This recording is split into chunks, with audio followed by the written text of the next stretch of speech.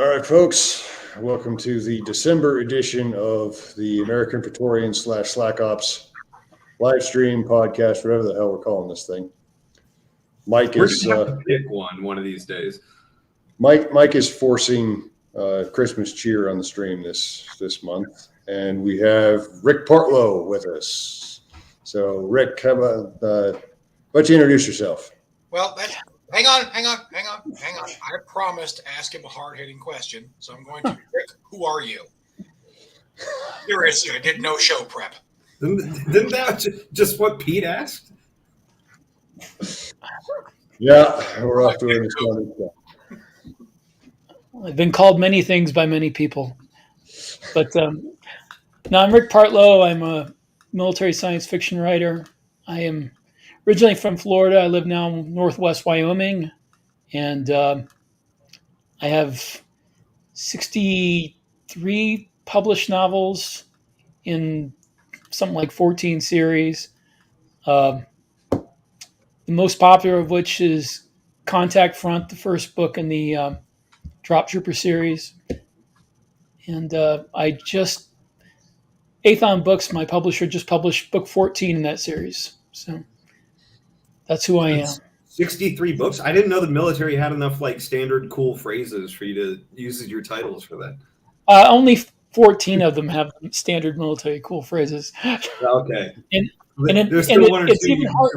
It's even harder than it sounds because they have to be 2-word phrases, so they fit in with the theme. They got to be 2-word phrases and also not something somebody else published like a week before you. Rainbow 6'3" puppy helmet.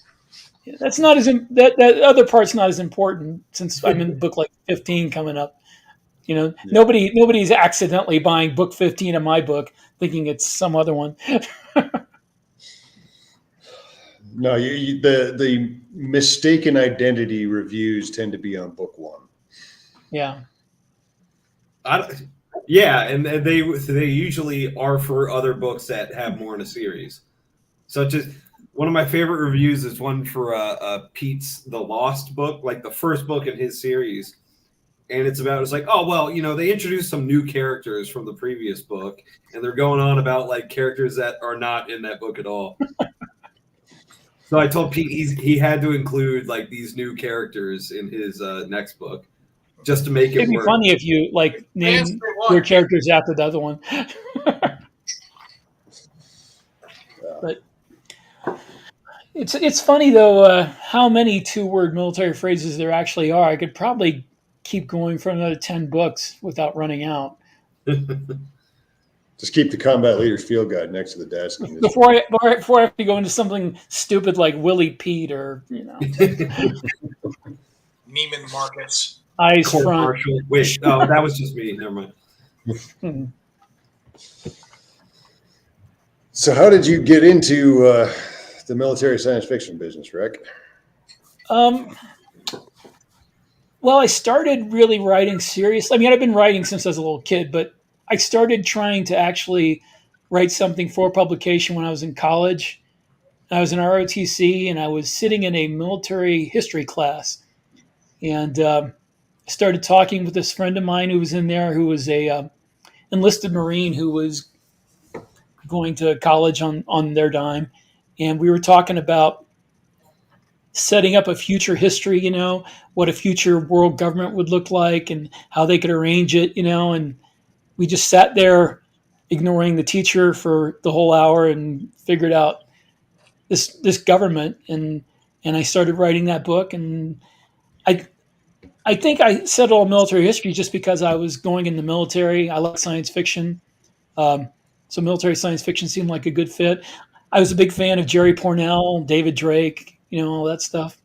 So it seemed like a natural route to go.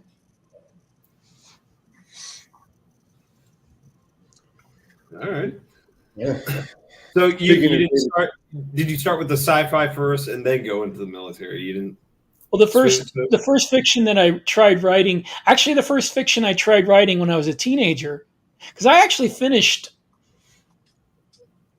most of 4 books when I was a teenager. I finished 2 completely, and the other 2, I got like 3/4 of the way through and just lost interest. but they were like post-apocalyptic because at the time this was the early 80s and I was reading like the Survivalist series by Jerry Ahern, and I'm reading stuff like Mac Bolan and The Death Merchant and all that stuff. So there was a lot of gun porn, post-apocalyptic, surviving the nuclear war type stuff. So that was the first thing I tried to write. But I've always been a science fiction fan, and I get when it came time to write something serious, I went back to my first love, I guess, because I started out with Heinlein. The first book that I checked out of the library was Have Spacesuit Will Travel. I was about 8 years old, and I've read that thousands of times since then. I read it like once a year. You've been alive for 1,000 years? No, I used to read it more often than that, but now I read it about once a year. Okay, I was going to be like, all right, next question. Mike, go ahead. Can we get a fact check in here? Yeah. I remember Gandalf 3,000 years ago. I didn't need, that's why I wasn't paying attention during the military history class. Yeah, I was there. Me and Napoleon. I didn't need this military history class. So look, at the Battle of Lepanto, let me tell you how it really went down. I mean, Patton apparently believed that he was there at various ancient battles. So. Well, yeah, but so did MacArthur. I think that was just something they taught at West Point. Patton also believed he could drive, and that turned out not to be the case. Too soon. Too soon. Too soon. It's only been 80 years. That's right. You can read all about it on the War Thunder forums. Yeah. That happened again, by the way. What? I saw something about it. A new classified military secret just got released on the War Thunder forums again. Which one was this? I don't know. I'm a good boy, and I don't look up classified information when it leaks. I'm sure Angry Cops will have a video about it before too long. Is Angry Cops like Angry Birds? No, Angry Cops, former DI that has his own YouTube channel where he rants about this stuff. Plus, he's not trying to get the pigs. He was one. What's up? He said he's not trying to get the pigs. He was one. I'm kidding. Yeah. I'm kidding. Actually, I'm pretty sure he still is. No, that's unfortunate. Yeah, considering, it's probably against department policy to have a YouTube channel like that. No, I'm sure he's gotten that done. I was just talking about it unfortunate because the job fucking sucks these days. Oh, well, particularly since he's in Buffalo, New York. Oh, wow. Yeah. That's just being in Buffalo, New York sucks. I mean, beyond being a cop there. Yeah, there's actually a video from a couple years ago of him knife handing a drunken judge who was involved in an incident on the street. In case anyone out there doesn't know, a knife hand is when you see it out in the middle. You talk. You don't point with your finger. You point with your whole hand. You do because you're cutting the bullshit. Well, they say that when you like point at somebody, like three fingers are pointing back at somebody, there are three pointing back at you, and so the knife hand just gets rid of that completely. They're all pointing at you. Now, here's the this was probably 11 years ago. The commandant outlawed the knife hand. It was too aggressive or something. Commandant of what? The Marine Corps. Seriously? Yes. And I'd gotten out before this happened, but I went back down to Pendleton to help teach a tactical tracking course. And I found that the NCOs were getting around this ban by using ninja stars.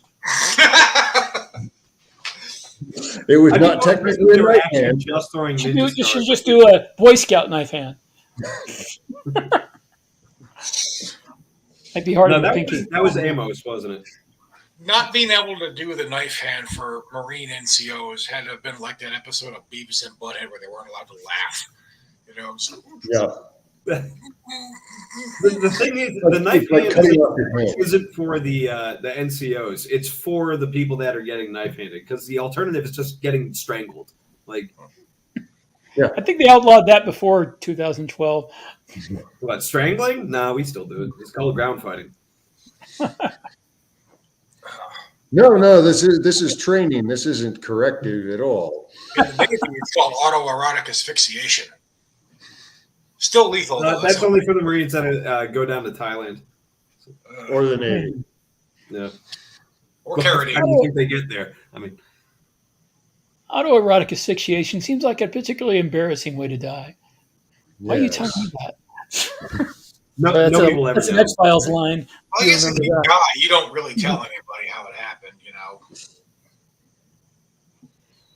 Unless but your memory will go down in history as that guy. You should definitely leave a note for like whoever finds you. Like, look, tell them you just found me dead from drugs. Well, that's only if you intended to die. The accidents that could happen. It's only if you intended to die that way. Most people who accidentally died that way don't really mean to. Well, here's the funny thing, though. It's like, what if it wasn't that for David Carradine? What if it was just like he was committing suicide? And so then later they were just like, oh, he must have been getting off on this. What the fuck? Okay, so trying to get now that we've gone into that, Rick, why don't you? So you told us how you got into it. Like, what? Tell us. Okay, just tell us about MILF SF, since that's what you like. That's what you write. Why that? Why is that your genre? You've written a bazillion books in it. Like, I'm assuming you're doing like the pulp grind model, or it's just one after another, right? In the same series. Well, I have many series, but I mostly only keep a couple going at the same time. So the thing I like about military science fiction, besides the fact that it sells and I'm good at it, is that you get to see. I mean, you all in the military, you get to see people at their rawest and what they really are in situations where they're going to get killed. Whereas if you write any other kind of science fiction, I don't know. When I was reading science fiction as a kid, I found a lot of the 1970s thoughtful, navel-gazing science fiction to be incredibly boring and pretentious, and that's why I was really happy to find military science fiction, because it was, the non-boring, non-pretentious type. Although, I was going to say, when it comes to the 70s, it's not just science fiction. That's every genre. That is true. Even some of the military science fiction I like you remember Jerry Pournelle's John Christian Falkenberg novels and short stories? I'm still not familiar with them. I don't think I've ever actually read any of them. Well, I read them when I was younger, and great stuff, really well thought out, great world building. But in 1100 AD. Yeah, it still had some of that 1970s pretentious theme to it, where everything had to be depressing and everything ended badly. In the 70s, especially, I think science fiction was really trying to get itself taken seriously. Oh, right?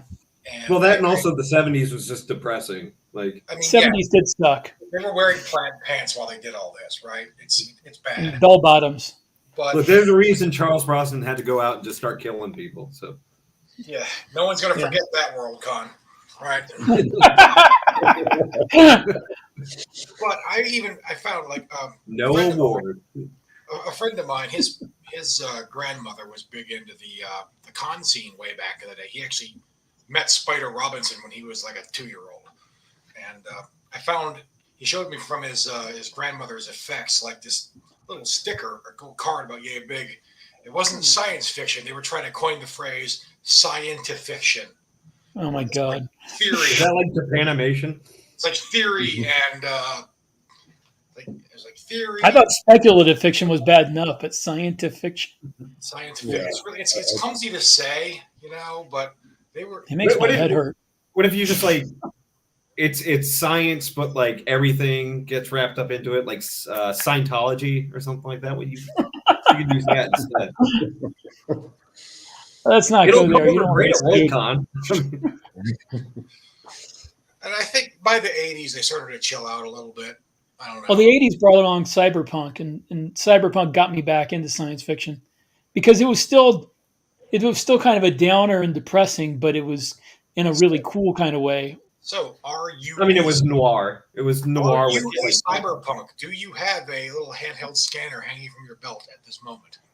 I am not wearing a belt at this moment, but That's not proper civilian attire.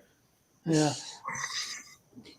I'm pretty much living in sweatpants here, but I do try to incorporate cyberpunk into a lot of my stuff. I wrote 2 novels when I was trying to get published originally. Back in the late '90s, I took 2 different novels that I had worked on for years, and I finished them, polished them up. I got an agent, and one of them was the one that I had started writing in that military history class in ROTC, and the other one was a very cyberpunk, very futuristic novel about like future commandos and all this cybernetic enhancement and stuff. So it was very noir, very cyberpunk. Lot of planets with a lot of rain. Walking through the rainy It's always cities. got to rain. Exotic planets like Seattle. I actually invented a planet that had like 26-day long nights. So it would be like night the whole time and raining. See, what you got to do is have like the 100-year storm is rolling through, so it's always raining. Just there you go. It's going to sit there. It's like the Great Red Spot on Jupiter. It just sits there. Speaking of depressing science fiction from probably the 70s, that reminds me of a short story I read in school. I don't remember the author. I was in middle school. This about the rains on Venus when it's being terraformed? Yeah, and this one, it stops raining for like one day every 100 years. Yeah. This one kid didn't get to see it because the others locked him in a closet. And that was the whole point. Nerd. Oh, that's a different. I read a book. I read a short story called, I think it was "The Rain Must Fall" or something like that. It was on a Venus that's being terraformed. This guy stuck outside during one of these years-long rainstorms, and that was the entire short story. You got to wonder. The Russians landed on Venus and realized it was not like that at all.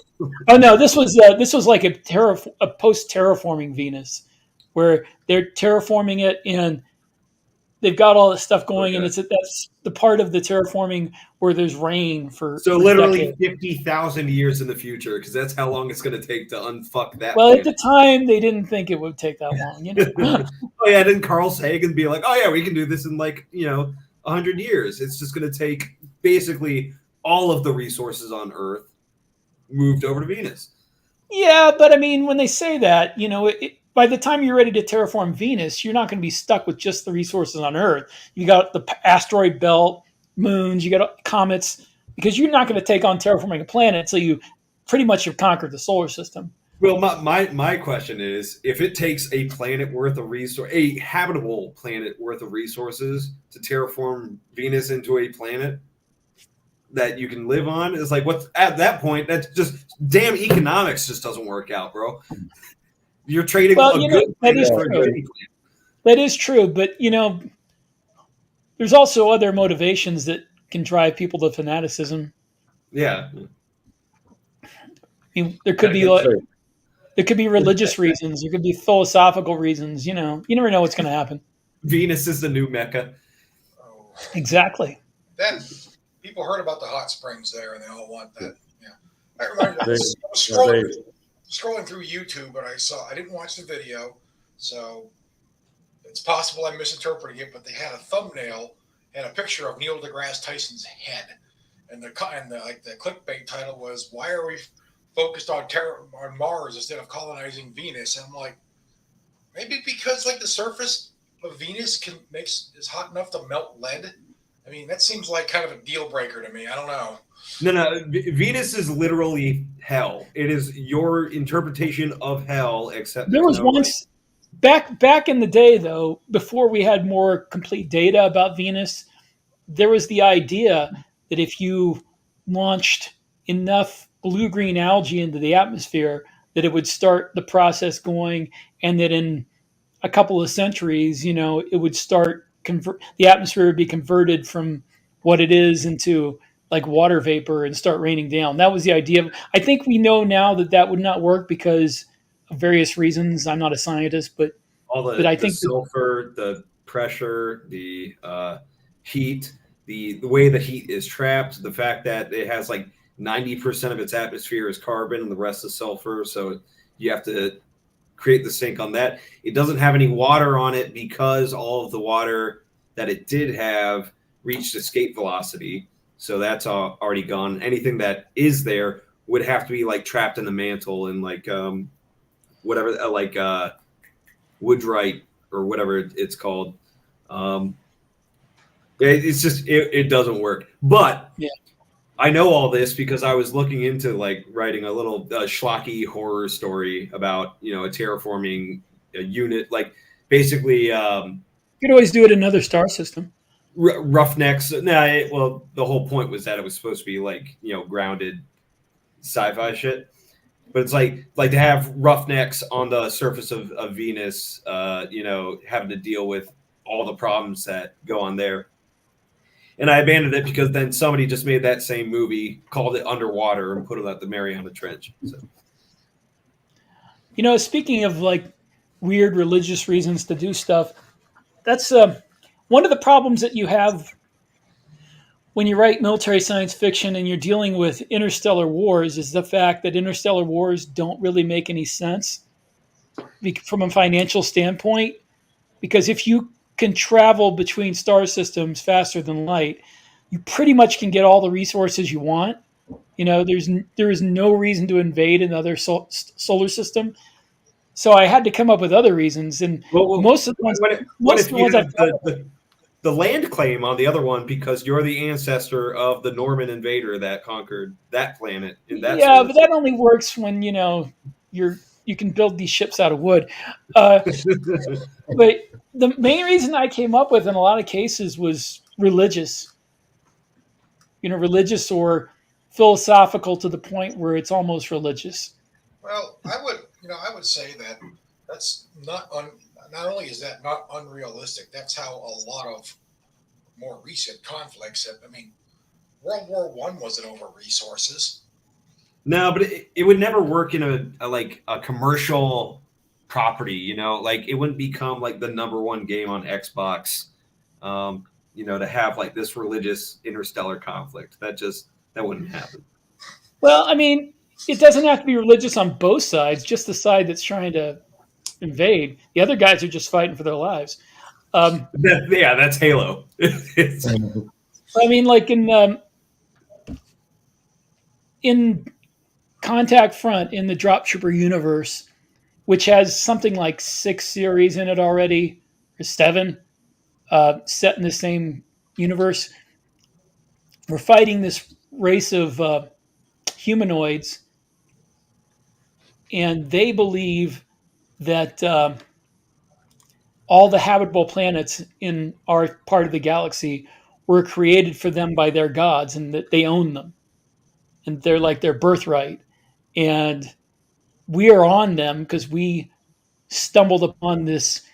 And the funny thing is, they're right, because all these habitable planets were terraformed hundreds of thousands of years ago and seeded with life by this ancient race of predecessors for these people. So technically, they're right. It was all created for them, and we're trespassing. But we don't know that at the time, and they attack us, and it starts 2 different wars and winds up like affecting the whole history of this place because they had a, as it turned out, correct religious belief that we were on trespassing on their territory. See, that's when you tell the Eldar to fuck off. We don't care if it's your maiden world; it's ours now. We found it. Well, pretty much that's what we do in these books. They, once because nobody actually believes that that's the case. They believe they're just nuts. That they just have a weird society that believes this. And it's not till after the Second War, after we basically blown the crap out of them and taken over their planet and made them like occupied Japan, that we find out, oh yeah, this is actually what happened. Yeah, but at that point, you're just like, look, possession is 9/10 of the law. Oh yeah, nobody's going to get back. To quote the veteran soldier of Interstellar Wars, Bender the Robot, "Don't mess with Earth." Yeah. I based them. The Tawny is what I call them. That aliens. I based them on kind of mix between Imperial Japan and dynastic Egypt. And that they So Elder Necrons, then. they believe that their emperor. They don't believe he's like himself God, or else he wouldn't die.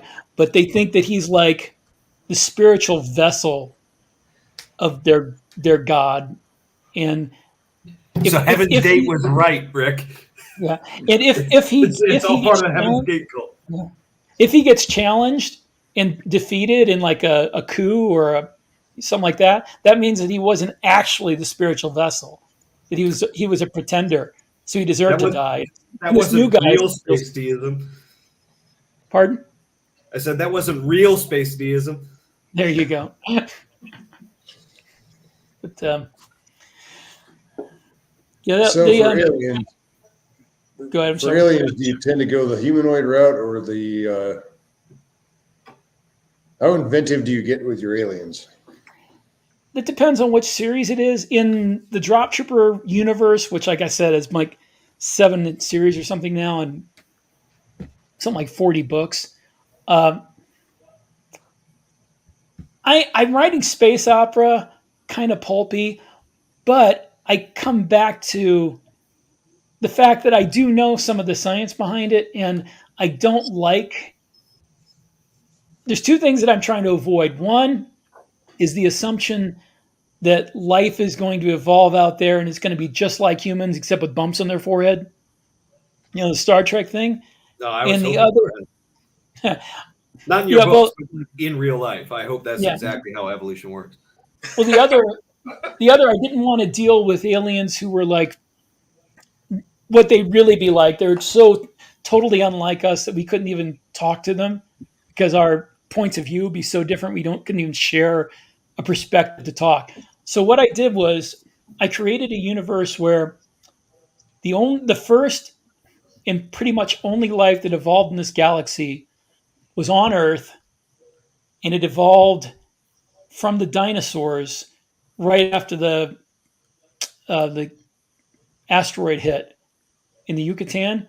There was like these Eoraptor type of dinosaurs that developed intelligence, and over 1 million years developed a civilization, and then got off Earth because, for one thing, it was the weather was getting worse as far as they were concerned, and they had the technology, so they got off Earth and they started terraforming planets because there wasn't any intelligent life out there. There was barely any life at all.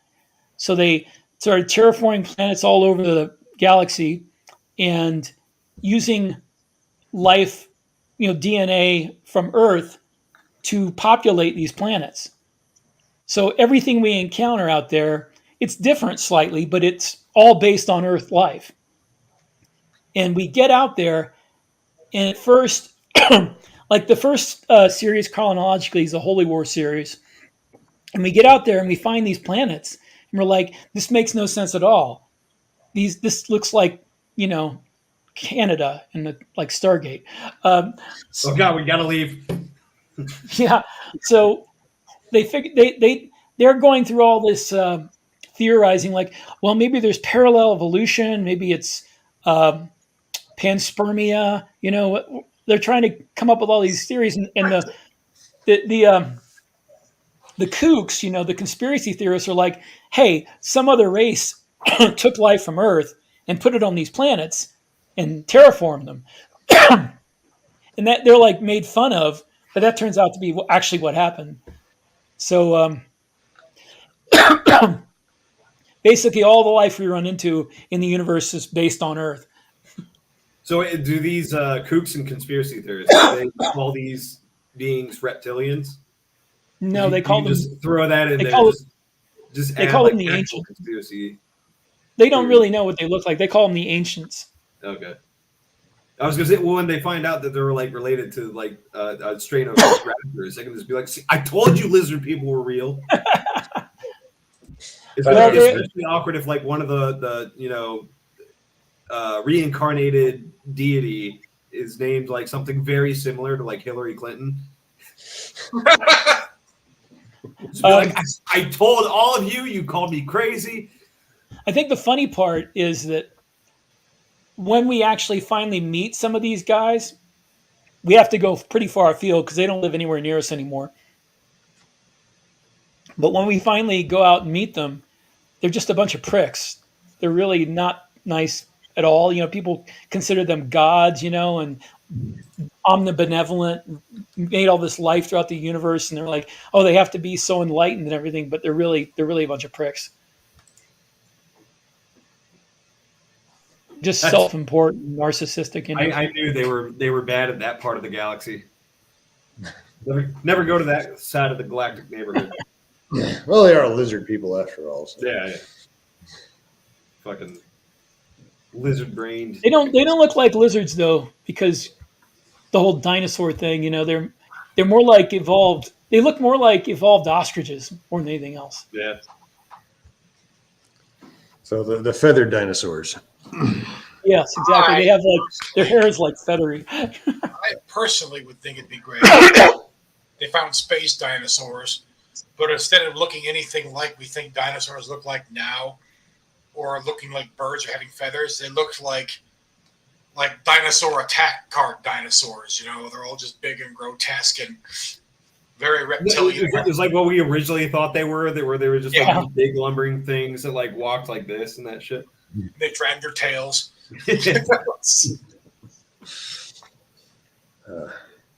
That was this. You said that was this series. How have you approached it with others?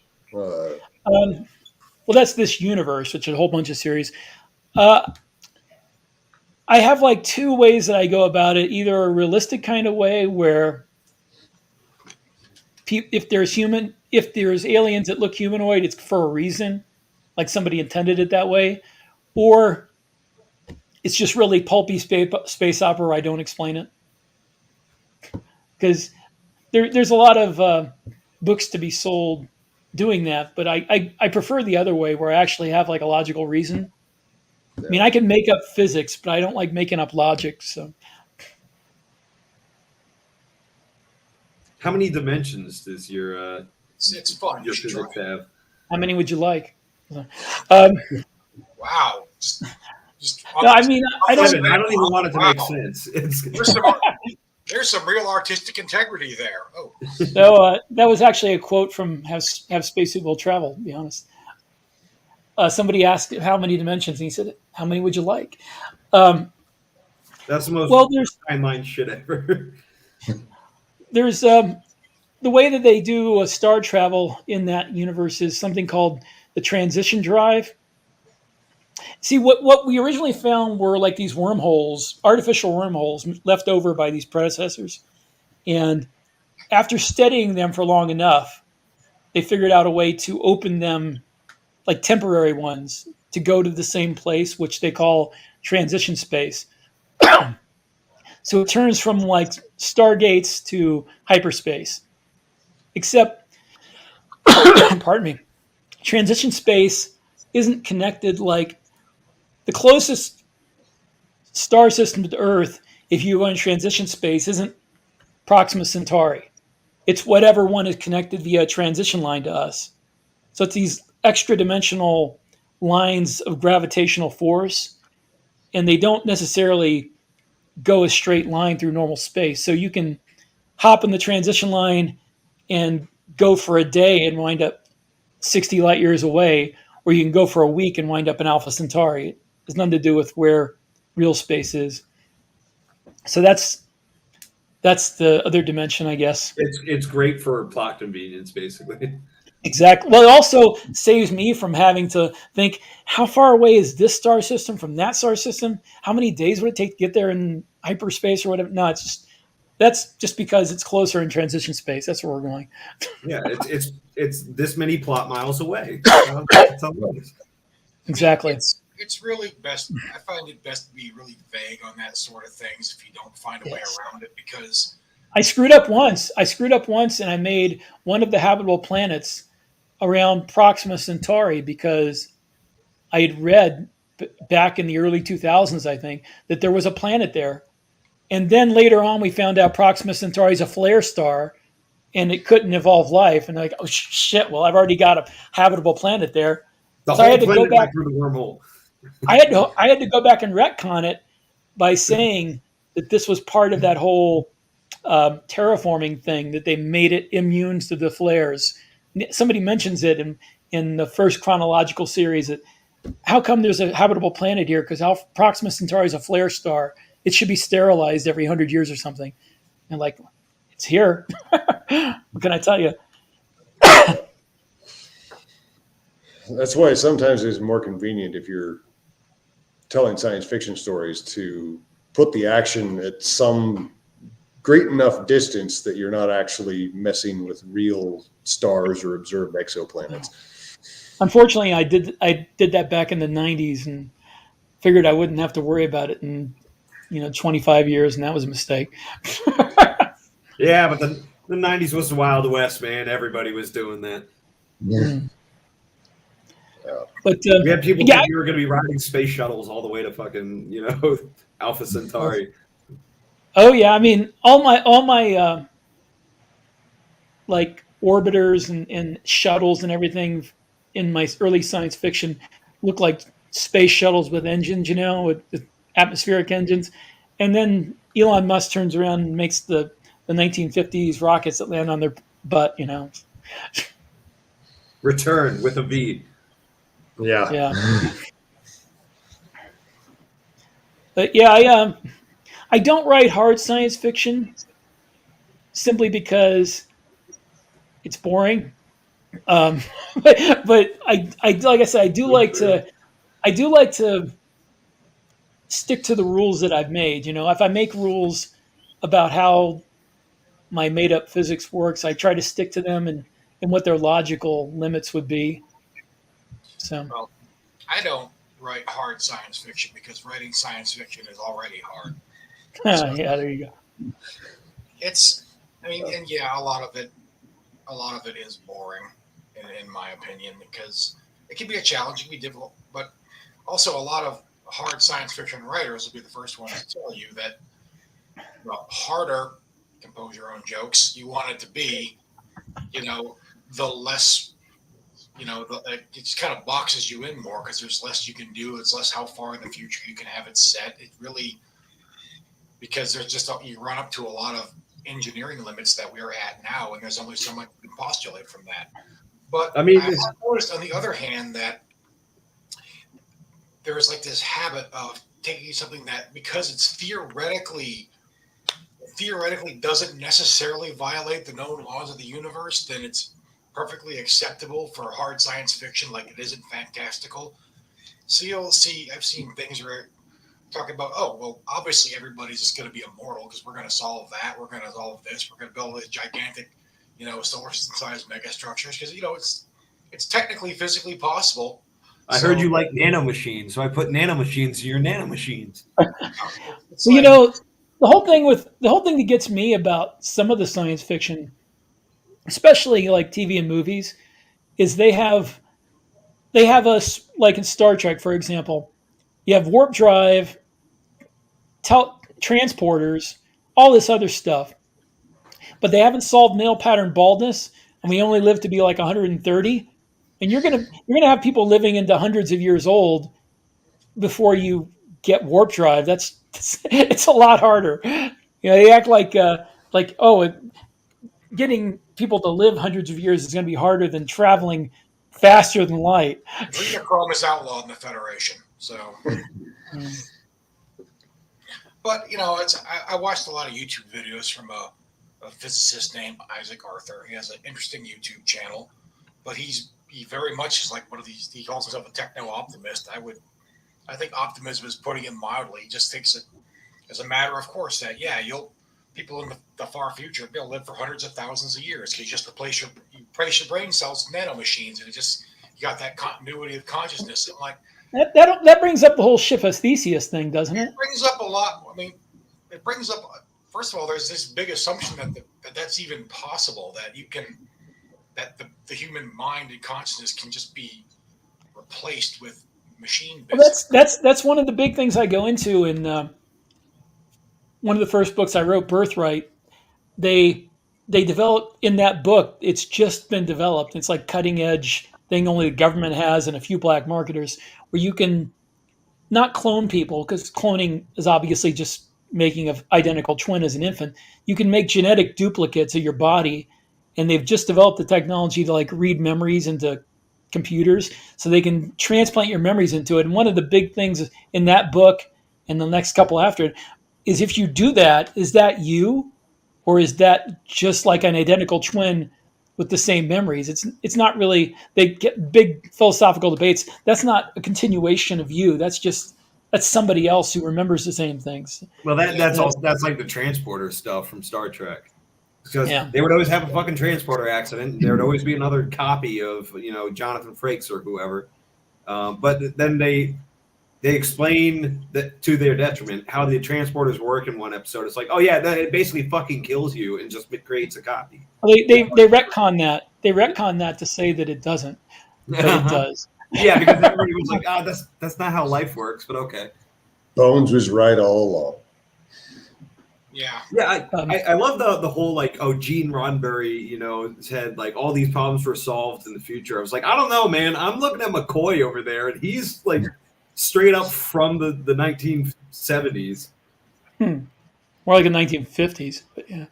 Yeah, he was supposed to be an old fuck even back then, but it's like. Well, he was the one who lived, of the humans in the series, he was the one that lived the longest, according to canon, since Kirk had that bad bridge accident.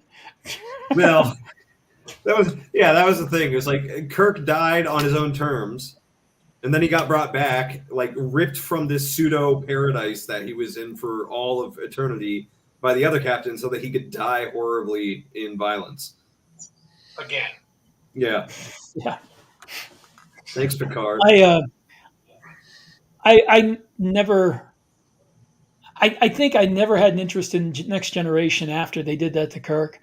I never really had an interest in Next Generation to begin with. So what I was getting at with that little tirade though is that a lot of the things that are accepted in hard science fiction as being hard are every bit as fantastical as like your theoretical warp drive or whatever.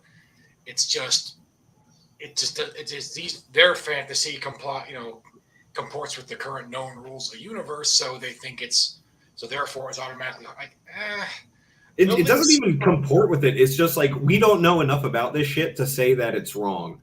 Like that's basically that's if you read a lot of like older science fiction where they're attempting to be scientifically accurate, you see that in detail. Like a lot of their assumptions were just proven wrong pretty rapidly throughout the 20th century.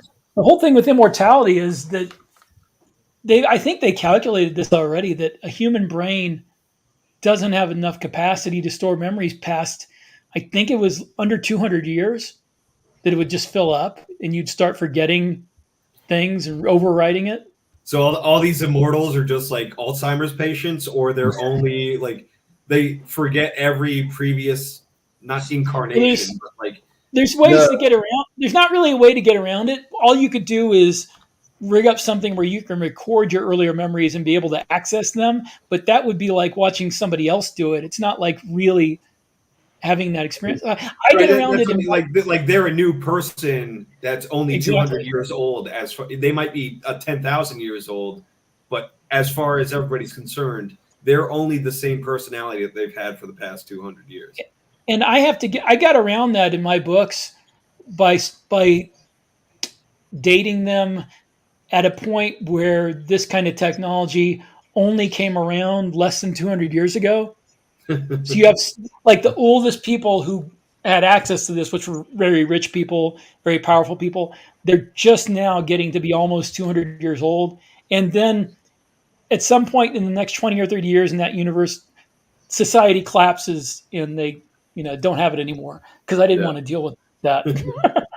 Well, the other thing is like we were saying, the purpose is to entertain, so you can just like pick and choose what you want, and then that's part of your premise, and then just go with it. But at the end of the day, I roll my eyes whenever somebody treats the human brain like a computer or like a hard drive. Like our brains don't record information the same way that a digital computer records information. Yeah. We You're don't. nowhere near as reliable for one thing. But also, I think, and speaking of unreliable memory, whatever I was going to say is gone. So, case in You point. thought it up more than 200 years ago. That's why you don't remember it. Yeah. Well, the other possibility is for if they want to engineer themselves to be able to live this long time, then they basically engineer themselves to be the big brain meme. It's just huge. Yeah, you'd have to have a new species. Well, you could have a new species. You can engineer a new species to live that long, but it'd be a lot different from us.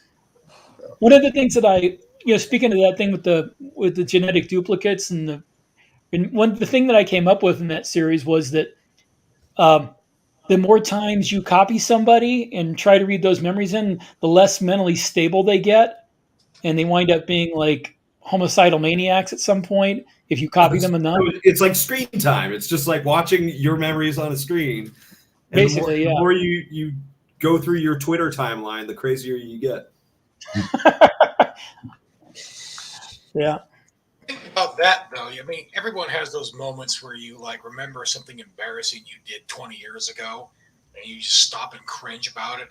Oh yeah. Imagine what that would be like if you're going through your index of memories from hundreds of years in the past that they've just faded into the background, because you can only remember so far back, and you were like, "Oh my God, I did all this."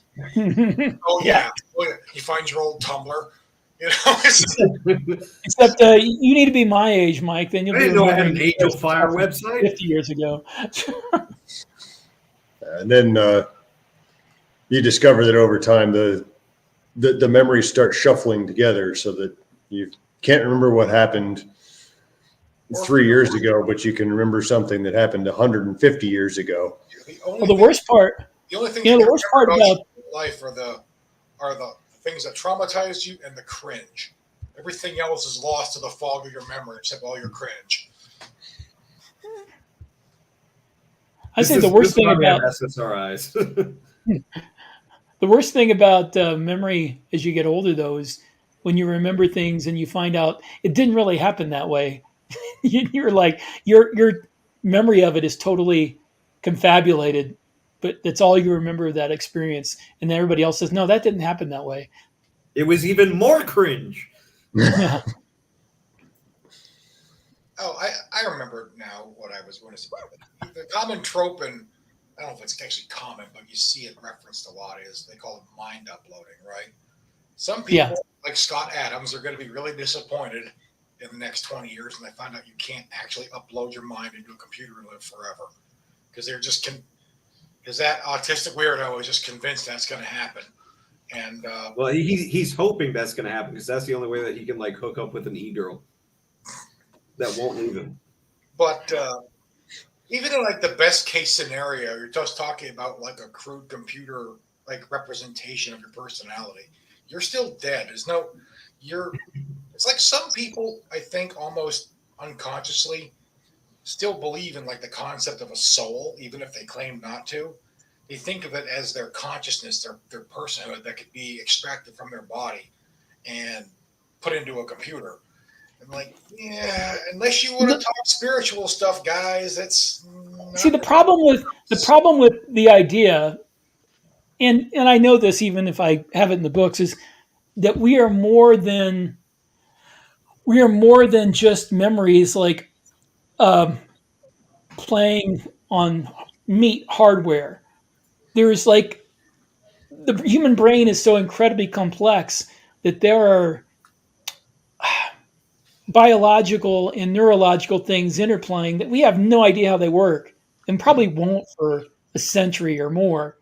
Um, and I've heard the term emergent properties, and some people think of consciousness as an emergent property that just happens because at some point the complexity of your brain and the interplay of the neurons and the chemicals becomes enough that you become aware of yourself.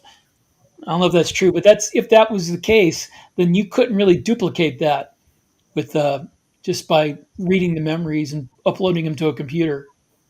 We'll just It look would at be identical twins genetically. They're the same, but they're definitely two different people. Yeah, I'd give them 1.5. well, I mean, identical There's a lot of twins. similarities between them.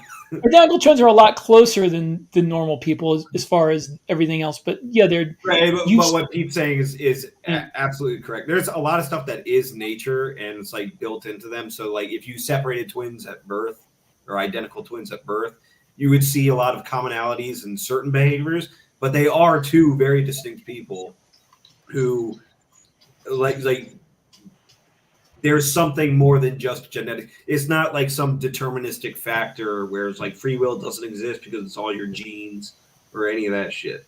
And we've seen that with twins that have been separated at birth and things like that. So, Although I have read, and I'm not enough of a scientist to know if this is true, but I read it uh, in books on the subject that a lot of the things we do and the decisions we make are made on a unconscious level where you think that you've reasoned them out, but when they really dig into it, all that reasoning came after you made the decision and not before. yeah, and you can see that in like the way that people try to explain which movies are good or bad. It's like, nah, man, you like the movie. It's not a good movie. Stop trying to like explain why it's actually a good movie. You decided you liked it, and then you fucking came up with reasons after that. And they've looked at like sports, like really all-star athletes who seem to make decisions right all the time in football or basketball or something, and they found out that they don't actually consciously make those decisions. Those are made on an unconscious level just from experience and training and practice, that all these things come together and these decisions are made before they actually decide to make them. Yeah, that's the muscle memory. That's the But it's more than just muscle memory. It's also like analyzing the situation and you just know which way to go. right. Well, what I'm saying, it's not just muscle, but like the muscle memory concept is you've been doing something so long that like a lot of the processes that go into it are subconscious or you're not actively thinking of them. It's like There's driving. subroutines. Yeah, like driving a car. Like when you first learned to drive a car, you were terrified. You were thinking of everything, and shit's going way too fast, even though you're going like 5 miles an hour in an empty parking lot with your dad in the car. Like, it's everything is going on, and you're aware of everything, and it's too much to handle. But after you do it over and over and over and over and over again every day for the rest of your life, because you have a commuter job and shit like that. Most of the time when you get in the car, it's all muscle memory. You're still aware of these factors, but you're not actively aware of them. And your body and your mind is making decisions and reflexes based off of experience and the subconscious processing of information rather than your active awareness, which is on, what's on your Waze app or who's texting you or some shit like that. And in a way, that means that if you look at that in how we act morally in life, that means that a lot of what goes into the decisions we make on an ethical level at the spur of the moment is stuff that you practice when you were younger, and at some point it might be too late to change that. Yeah, which one? So I was hearing somebody compare virtue ethics to like physical fitness. Like when you decide to make a change in your life or your personality or your values or something like that, don't just be like, okay, I'm going to be more just, and I'm going to have higher integrity. And then the next day you just go out and you're the most, judicious, high integrity person out there.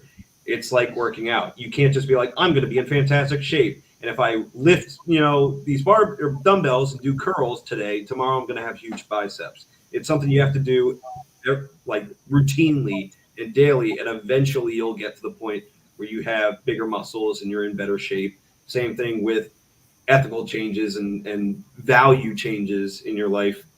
That shit that you have to take very small steps for and turn it into a habit that turns into like a subconscious process. And that takes time and dedication to doing. That sounds exhausting. That's why I go through life as a piece of shit. Well, that's why I've always thought that I've always ascribed to the idea that you are what you do. Because a lot of people think, oh, I'm a good guy deep down, but they do bad shit all the time. They mean well. Evidence is not available for that. Was that Plato or Aristotle who said, we are what we repeatedly do? I don't remember. I think you mean Plato. No, Plato. I'm getting all forms of the A vowel done. Plato. Getting back to the kind of subconscious part of things, particularly when I was practicing and teaching combat tracking, that whole sixth sense, and anybody who's been in a combat zone at some point has had the heebie-jeebies that may or may not have worked out the way that they necessarily intended, but there's just this feeling that something's off. And the best way I've heard that described is that's not some kind of supernatural ESP sort of thing necessarily. It's your subconscious brain putting together cues out of your environment. What's that old saying about? It's the old thing about not looking directly at somebody when you're spying on them. You're because it's not that they're going to feel your eyes on them. It's because they subconsciously see the difference. The white against whatever natural background, and they don't recognize it, but something up here recognizes it, and like there's something weird over there. I don't know what it is. When I take a closer look at it. Yeah, I think your actual conscious mind is only a small part of what's going on up here at any given time.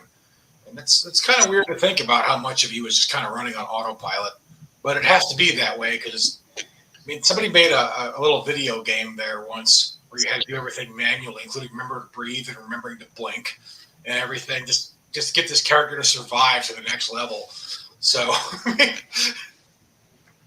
well, it also brings up the trope about what if we used 100% of our brains. We are, I think. We do. If you use 100% of your brain for conscious stuff, then all the subconscious stuff and unconscious stuff. Well, a lot of it's not even like thinking. It's like, hey, your muscles need to actually twitch to make your arm do this. Yeah, that always bugged the hell out of me. Even way back in like the 70s and 80s, when I saw that trope on TV shows or movies, I'm like, even then I knew that's not how it works. You don't use just 10% of your brain. That was a plot point in Flight of the Navigator, if I remember. So they filled up the rest Flight of the Navigator, Limitless, that TV show and movie Limitless. Limitless, Lucy. Flight of the Navigator, a bunch of the 70s. Well, first off, only the Flight of the Navigator is from the 70s on that one. But like the 70s were very up on like, what if psychic stuff is like the next level of evolution and that shit. That's not how evolution works either. No. Comment, we do use 100% of our brains. 100% of our neurons are not firing at the same time. When they do, we call that a seizure. Exactly. Not maybe a full. That's another thing. That's another thing that I can't put in my books unless there's some scientific workaround for it.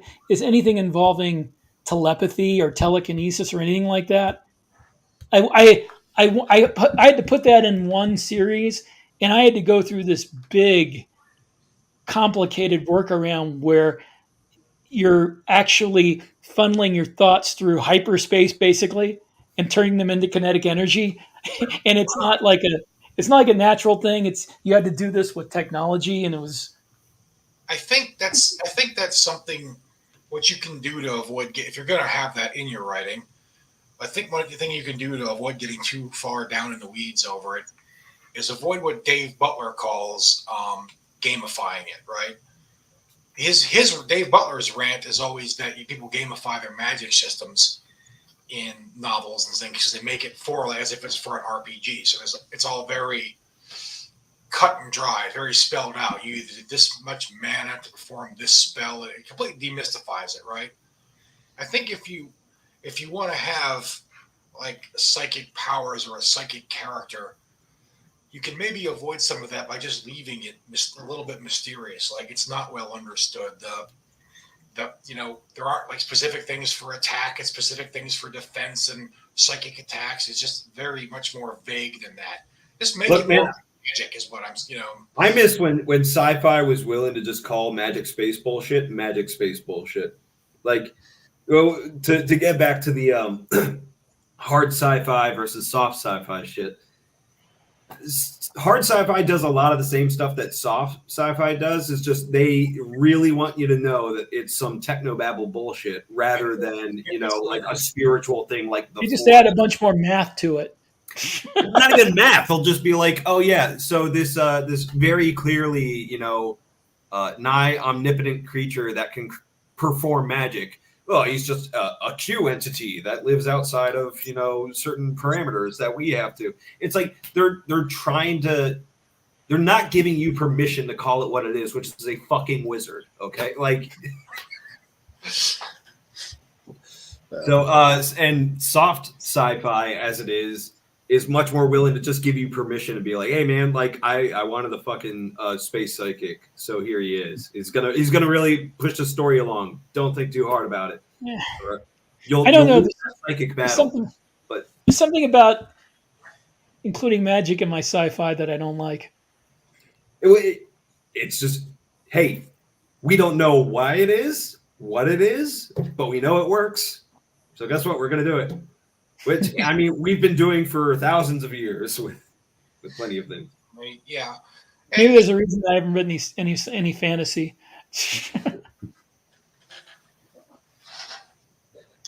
The Vulcan nerve pinch, that's actually an autoerotic thing. You don't want to know.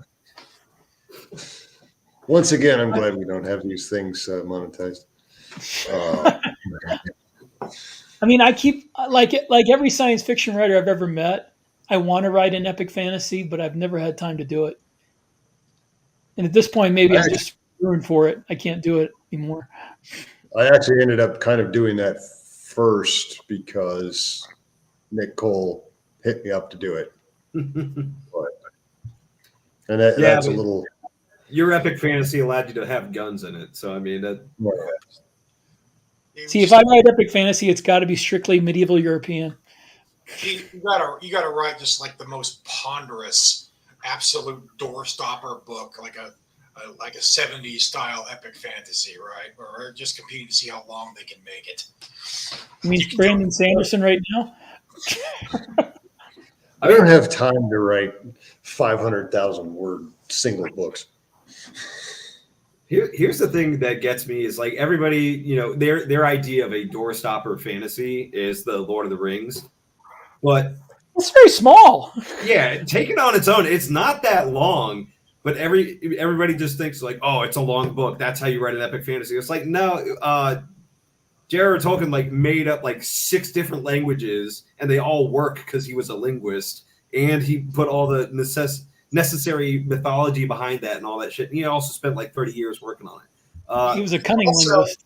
Also, I told you we ended up talking about Tolkien. He also, created all the languages and everything first because he was just a language nerd, and that's what he enjoyed. All of the lore for it came later. But it's like, all right, if you want to write an epic fantasy, what's going to serve you better? Thinking, all right, I need to write 1,000 pages of this stuff, or being like, hey, let me like really nail down the culture that's in here via language. The problem is either all these people suck at linguistics and don't want to put in the work to do a conlang, or that's all they fucking focus on, and they don't spend any of that time writing. They're just worried about this fucking language that's going to appear on like maybe 5 pages. So The other thing that is interesting about science, getting back to science fiction, is how little language seems to universal translator, bro. Universal That's hard translators, science fiction. That's not galactic magic. standard. It's like that doesn't work on one planet. Never mind a galaxy. Hey, it's starting to work better on Earth. I mean, they're getting to the point where you can translate a lot of stuff with that. Those are called Obviously, memes, Rick. also, No. it's just, especially if it's interstellar humans, you don't have to worry about what other language they speak, because just like on Earth, if you speak English slower and louder, they will understand you. That's why English is the universal language, and not British English, real English, American English. Well, Just slow You it fuck up. everything up. The extra U's that they add in there, like that's how you know you were conquered by the Normans, when you try to like make your language more French. I actually did once have. I've since abandoned that part, but I actually did once have a concept of like your space empire. But instead of being the evil empire, it was just more of like the ponderous bureaucratic empire. But their language is French. That just stuck with me. what, didn't somebody have one like that? Was it what's his name? Shoot. That sounds like a French name, actually. It was about this diplomat who was problem solver for this empire, and everything was in French. Oh, it was like in the back of my Lumber? head. Is it Keith Lumber? It might have been. I'm talking about the main character though. I can't. Retief or Retief Yeah, or something like Retief. that. Retief. It's in it. Exactly. I've actually referenced Esperanto in Her Brother's Keeper in the sequel. Esperanto is a con, okay? It's I not know. real. I put it in there because I thought it would be funny. And honestly, because when I was in college, I took a class on Tolkien. It was a very difficult class. There was a comic in the student paper showing the professor dressed up as Gandalf going, "You shall not pass." Because, the movies had just come out and everyone thought, "Oh, I saw the movie. I can pass it." Like, oh, no, you're going to write book reports. We're going to have fun. Yeah. Final exam. Who's Tom Bombadil? Shit. He's somebody I'm glad they cut out of the movies. But we had a linguist come in and talk to us one time about Tolkien's languages, right? And that was kind of interesting. But the linguist was annoyed that people were interested in speaking fictional languages like Elvish and Klingon versus learning a constructed good language in his estimation, which is Esperanto. And that struck with me because Esperanto was something that nerds in the 70s tried so hard to make a thing, and it's like the metric system in the US. Like, it's just not going to happen, guys. Just give it up. They tried putting it in Blade Runner. They did? Yeah. When he's talking, what's his name? Edward James Olmos is talking at him at the noodle bar. He's speaking Esperanto. I did not know that. William Shatner did like some low budget movie in Esperanto too. Was it called Star Trek? Esperanto 2, The Revenge. But it's Wrath of Conlang. But language doesn't work like that. No matter how perfect and precise your constructed language is, 10 minutes after people start using it, they're going to start making up slang terms and shortcuts and abbreviations, and it's going to go right out the window. And keep using emojis until we're talking in hieroglyphics again. That's actually a meme. What's up? That's actually a meme going around right now. It's the hieroglyphics above and the emojis below. So we come full circle. I've heard that joke going around since we were using flip phones and shit. So beyond emojis, we communicate memes now, and that's a very primitive form of communication if you think about it. No, that's the most sophisticated form of communication, Mike. If it seems primitive, it's because it's that meme of the bell curve where you have Ugg saying, meme good. The guy in the middle will be like, no, you have to write a 10-paragraph Reddit post. And then the guy like Thomas Aquinas over there, on the high end of the bell curve being like, meme good. Before emojis on cell phones, when we just had like computers, they had emoticons. Yeah, So more emoticons. on AOL Instant Messenger, you know. Yes, exactly. And before, I think the first time I saw actual emoticons turned into like little smiley faces and stuff was on ICQ. If for the kids out there, ICQ was an early computer chat program where you download it and you could talk to other people who had it. What about IRC? And then you got abducted. I'm not old enough for IRC. I am. ICQ is just a form of IRC. He said you grade runner. Yeah. Yeah. That's one thing that I have to do in the Drop Trooper universe, but in a couple others too. In order to have a future world make sense, pretty much there has to be some sort of near world ending event that brings people to their senses at some point. But I think also when you talk about language in a space opera, science fiction, or even like if you're trying to do like a hard science fiction, it's something you don't necessarily want to get too bogged down into because you are not Professor Tolkien. You are not going to make your talking about your constructed language interesting. It's just going to bog the story. Yeah, nobody wants to hear that. Yeah, it's like I mean, that's the advantage you have as an author rather than like a film producer or something, is you can just be like, you know, so and so said this in language X and then be done with it. Like that's all you have to do. Whereas like if you want to put this shit on screen where there's like actual audio that people have to listen to, you're like, oh fuck. Do we do with the translator microbes, the universal translator, or do we like hire some fucking nerds to come up with some languages for us? Like, or do we just make up jibber jabber and put subtitles underneath it? Or you could just do what Stargate did, the TV, and just ignore it. Like, yeah, you get to this alien planet that's never had contact with Earth, they speak English because obviously they do. You know what I've started? Because pretty soon every planet will speak English. Trust me. Yeah, exactly. You know what I've started doing with names in a lot of my alien races? I've started using names from lesser known, like societies, lesser known to Americans around the globe, you know, just so I don't have to deal with the spell check from Word consistently making the red line beneath them because somebody uses that for a name and it recognizes it, but most people in America wouldn't. I thought you were going to say like you were going to name your aliens like variations of common names just to fuck with people. Like, the Bobs, the Franks. Yeah. The alien emperor, Thomas. Hey, the Franks is already taken.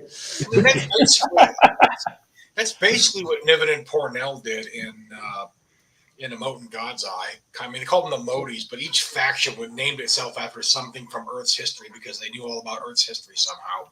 Oh no, I'm not talking about like the societies. I'm talking about like the individuals. Oh yeah. It's like a fucking gray steps off the spaceship and is like, my name is Steven. Again, I remember. Well, like I have an alien named Sain Rastil, Sainrastil, which sounds totally alien, but it's actually somebody's name, like over in East Asia. So the word spell check recognizes it, but nobody else is, you know. So. Or you Let's can, say the book in East Asia. if you really want to like surprise and annoy some of your readers, just do what that one Simpsons Treehouse of Horror did, where like the Kang and Kodos come down. Since your world was created by God 10,000 years ago.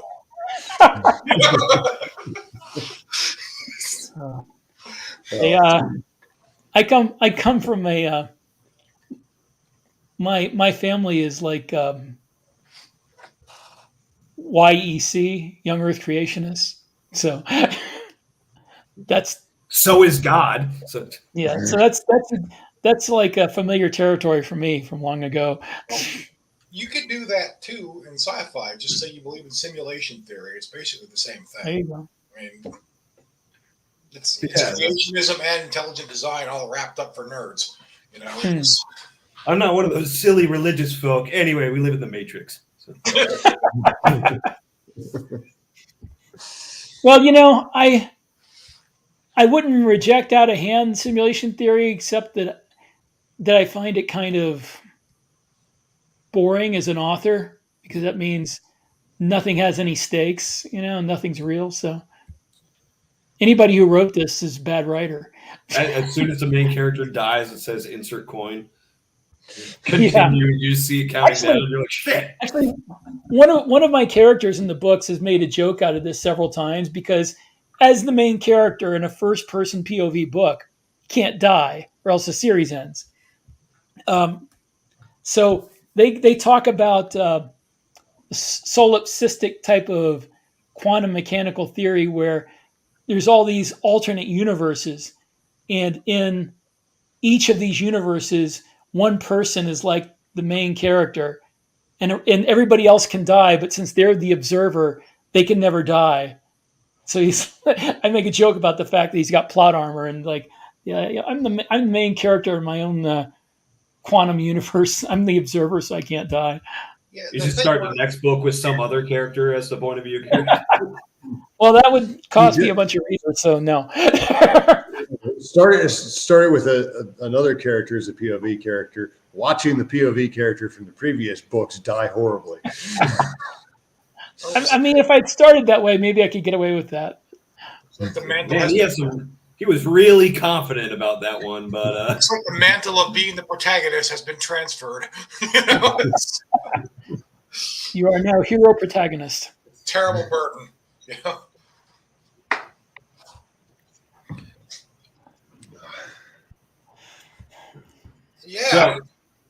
Yeah. All three of you talk at once. We do that a lot. I'm trying to hold my tongue actually because I don't know how much this hotel internet is gonna handle before it just craps out on me. But Mike is frozen up a lot more for me than you have, Coop. See, there we go. What was that, Rick? I said Mike is frozen up more for me than you have. That's just because he's shy.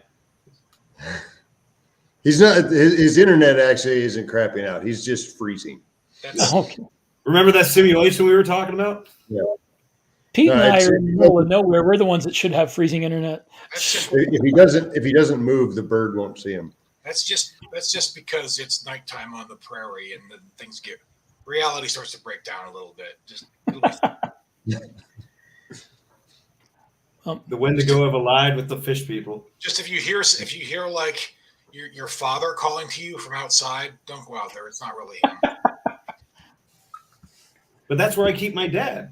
It's outside. But it is kind of cool being able to go out and hear the coyotes yipping at night. That got old for me. Just being out, just doing CAX out in California. When we'd hear that the coyotes would be like, "Oh, it was a novelty at first. Now it's fucking annoying because I'm trying to go to sleep." I imagine if I was out listening to them every night when I was trying to sleep, that would be a bad thing. But luckily, the house is pretty soundproof on the inside. All right, that's good. But science fiction, military science fiction for me, I kind of got into it because I really loved it. And then as, somebody who makes a living at writing, you kind of get stuck in a category. If you want to keep paying the mortgage payments, you keep writing it. So, yeah, everybody gets typecast. Yeah, it's like who is it? J.K. Rowling took a new pen name and started writing in an entirely different genre than what she was famous for. Mysteries, right? Bought it. I think it was mysteries. Yeah. It was it was mystery thrillers or detective fiction or something like that. Oh, an English author writing murder mysteries. How original. Yeah, I know. Next, they're going to write about fucking wizards in boarding schools.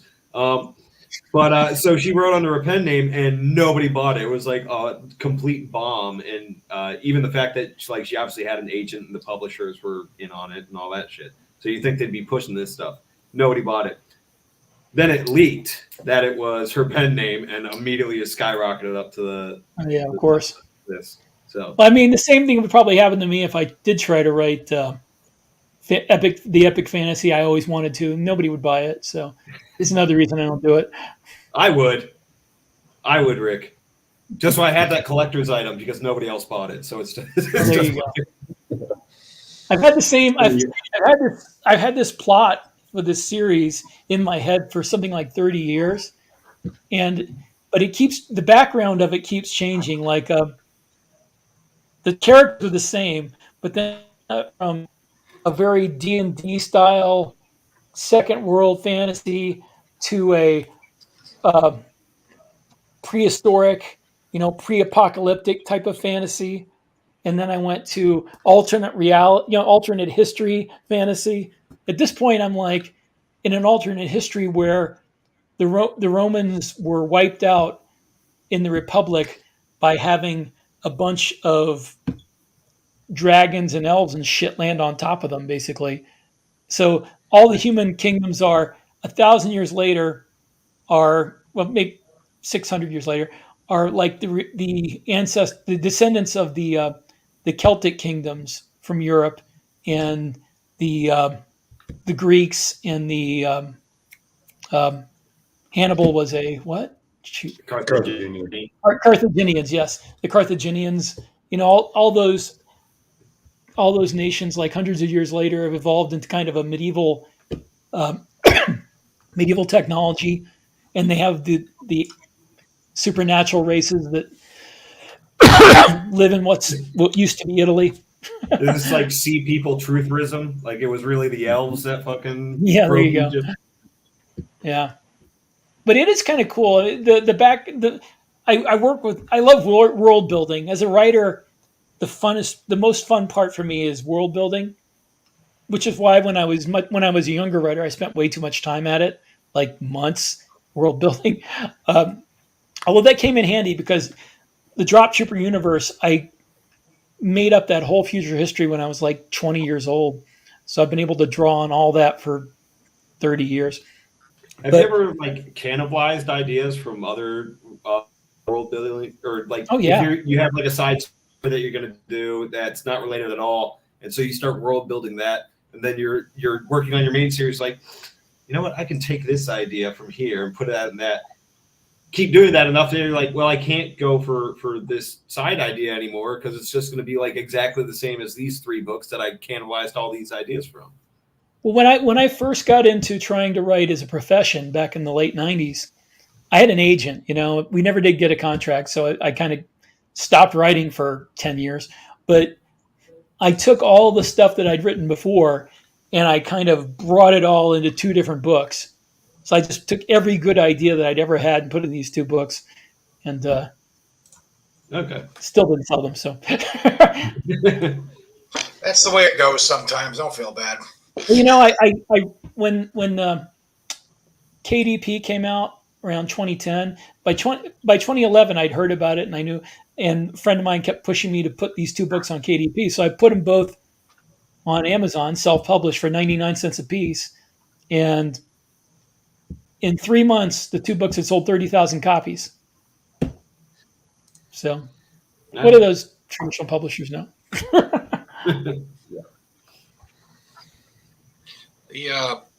The publishing industry and the writing industry in general is undergoing some rapid and unscheduled changes right now, and I don't think it's in a huge flux. I don't think anybody knows where it's going to settle down at. Nobody was really prepared for how the market would shift like this, and how if you're trying to, the good news is it is much easier to get your work out there than ever before. If you've ever wanted to write a book, you can get that sucker published now. There are no more gatekeepers. Bad news is it's much harder to get anybody to actually see it.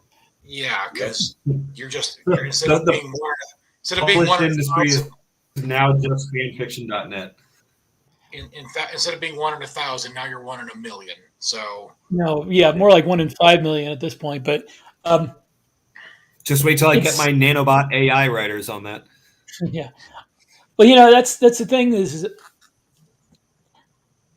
I have been talking about and complaining about, along with the guys at Aethon saying the same thing, that this AI fiction and the AI narration, people think that when I complain about it, it's about me. I already have an audience. I've had an audience since 2011, and I've been building it up. And these people will stick with me because of who I am and what I write in. The people who are getting hurt by people who churn out, hundreds of AI books in a year, or put AI audio with their books and flood the market with AI audio is the people who are just getting into writing.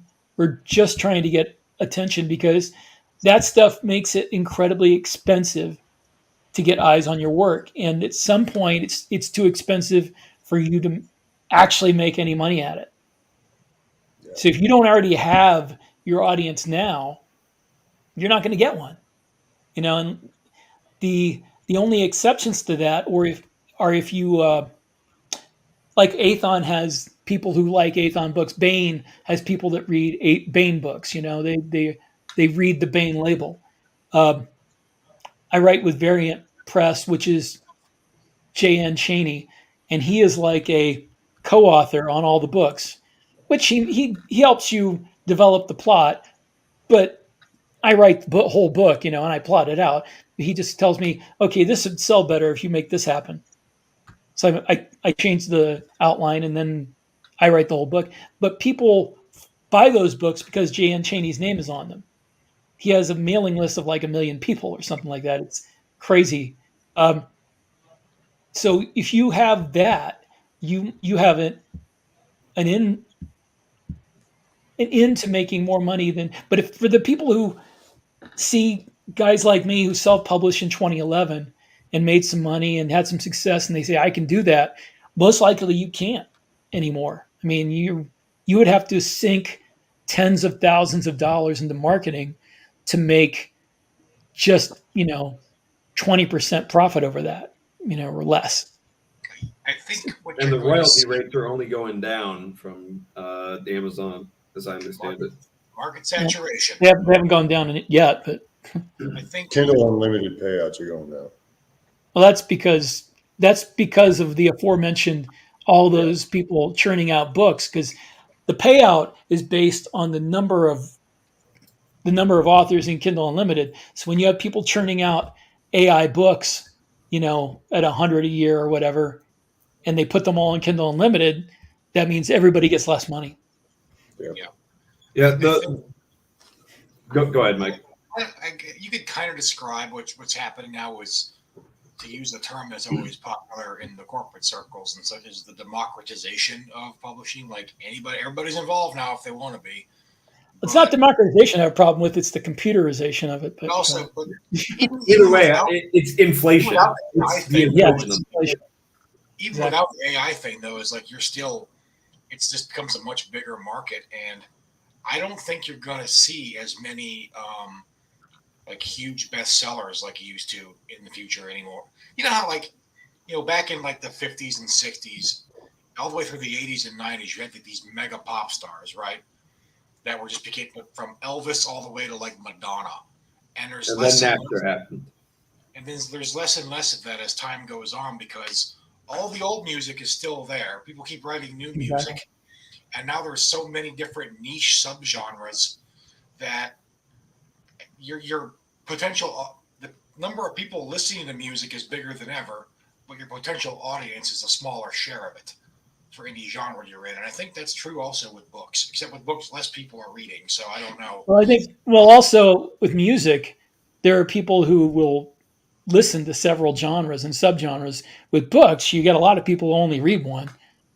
And it used to be when self-publishing started out, like I said, about 2009, 2010, that as that time went along, up through about 4 years ago, you could make money, a lot of money, by narrowing in on a subgenre, an underserved subgenre. I'm not sure there are any underserved subgenres anymore. All of them are overserved at this point. Military science fiction is flooded. It's totally overserved. And as somebody who's had some success at it, I'm approached by other authors saying, how do I get success at it? And I give them the advice I can, but a lot of the times I just want to say it's too late to make money in military science fiction unless you already have an established name, or if you Yeah. write like with an established IP like the Wargate or Galaxy's Edge, something like that. Uh, it's becoming a lot like it was in publishing in the '90s, actually, in trad publishing, because that's the problem I had when I tried to get trad published. Is at that point in the '90s, um, a lot of the family publishing houses have been bought out by international corporate publishing, and they did not want to give a bunch of new authors a chance to write brand new material. So they made a lot of books. They put out a lot of books that were all by the same author or with co-authors, or you could break in if you did it in an established IP like BattleTech, Star Trek, something like that. But it's getting to be Or that way in I think they did fiction. Ghostwriters the way that like James Patterson or whoever's like Yeah. they've technically written 1,000 books because like they just put their name on every ghost written and collab written bullshit that goes out Yeah, well, there because the publisher knows that the name is going to sell it. like for instance, I was talking about J.N. Chaney. His name is on each book, but he makes no secret. Yeah, these other guys are the main writers. I Right. contribute to the outline, to the plot, and I make sure that it fits in my, the type of book that I write, that I put out for my readers, and they know. But James Patterson is basically saying, "Yeah, I wrote all these. Screw Yeah. you for not having your name on the cover. I wrote this book." Something else you see these days too is there's so many writers out there and so many new books and so much new material. You go to like I hate to use this word almost, but like a normie bookstore, like at an airport or the book section of Walmart or whatever. There's even a book section in Menards, the hardware store, But That's for the wives that are waiting there. It's like the reverse version of Target. It's all the same. It's all the same guys. It's always been. It's John Grisham. It's Tom Stephen King. It's Steve. Yeah, it's the same like few big names from the late 20th century. Yeah. And what's that? I forget that one woman who wrote like hundreds of novels, just like the contemporary fiction novels. I don't know. I don't read women. Cook doesn't know anything about women. He's not allowed to talk to them before they get married, so it's rough over there. It's getting a book in a airport. Yes, Daniel Steele, thank you.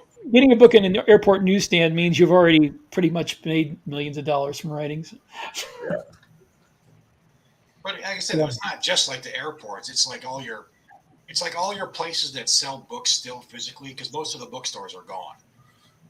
So you still have some bookstore chains out there, but first all the chain bookstores came and put a lot of the little indie guys out of business, and then Amazon came along and started putting the chains out of business, and then the ones that survived got burned down in riots. So, well, I do wonder how much this latest kerfuffle over Sony taking away purchased content on the PlayStation Network is going to lead to a resurgence of people looking for actual physical books as well as movies, etc., because it's starting to become increasingly obvious that if it's digital and it's not actually on your device and not DRM'd, you don't own it.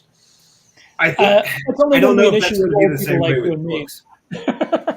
Because you can rip ebooks to your personal device a lot easier than you can like video games and that stuff. Also, Bayon has been doing ebooks since like the 90s, and they've always been DRM free.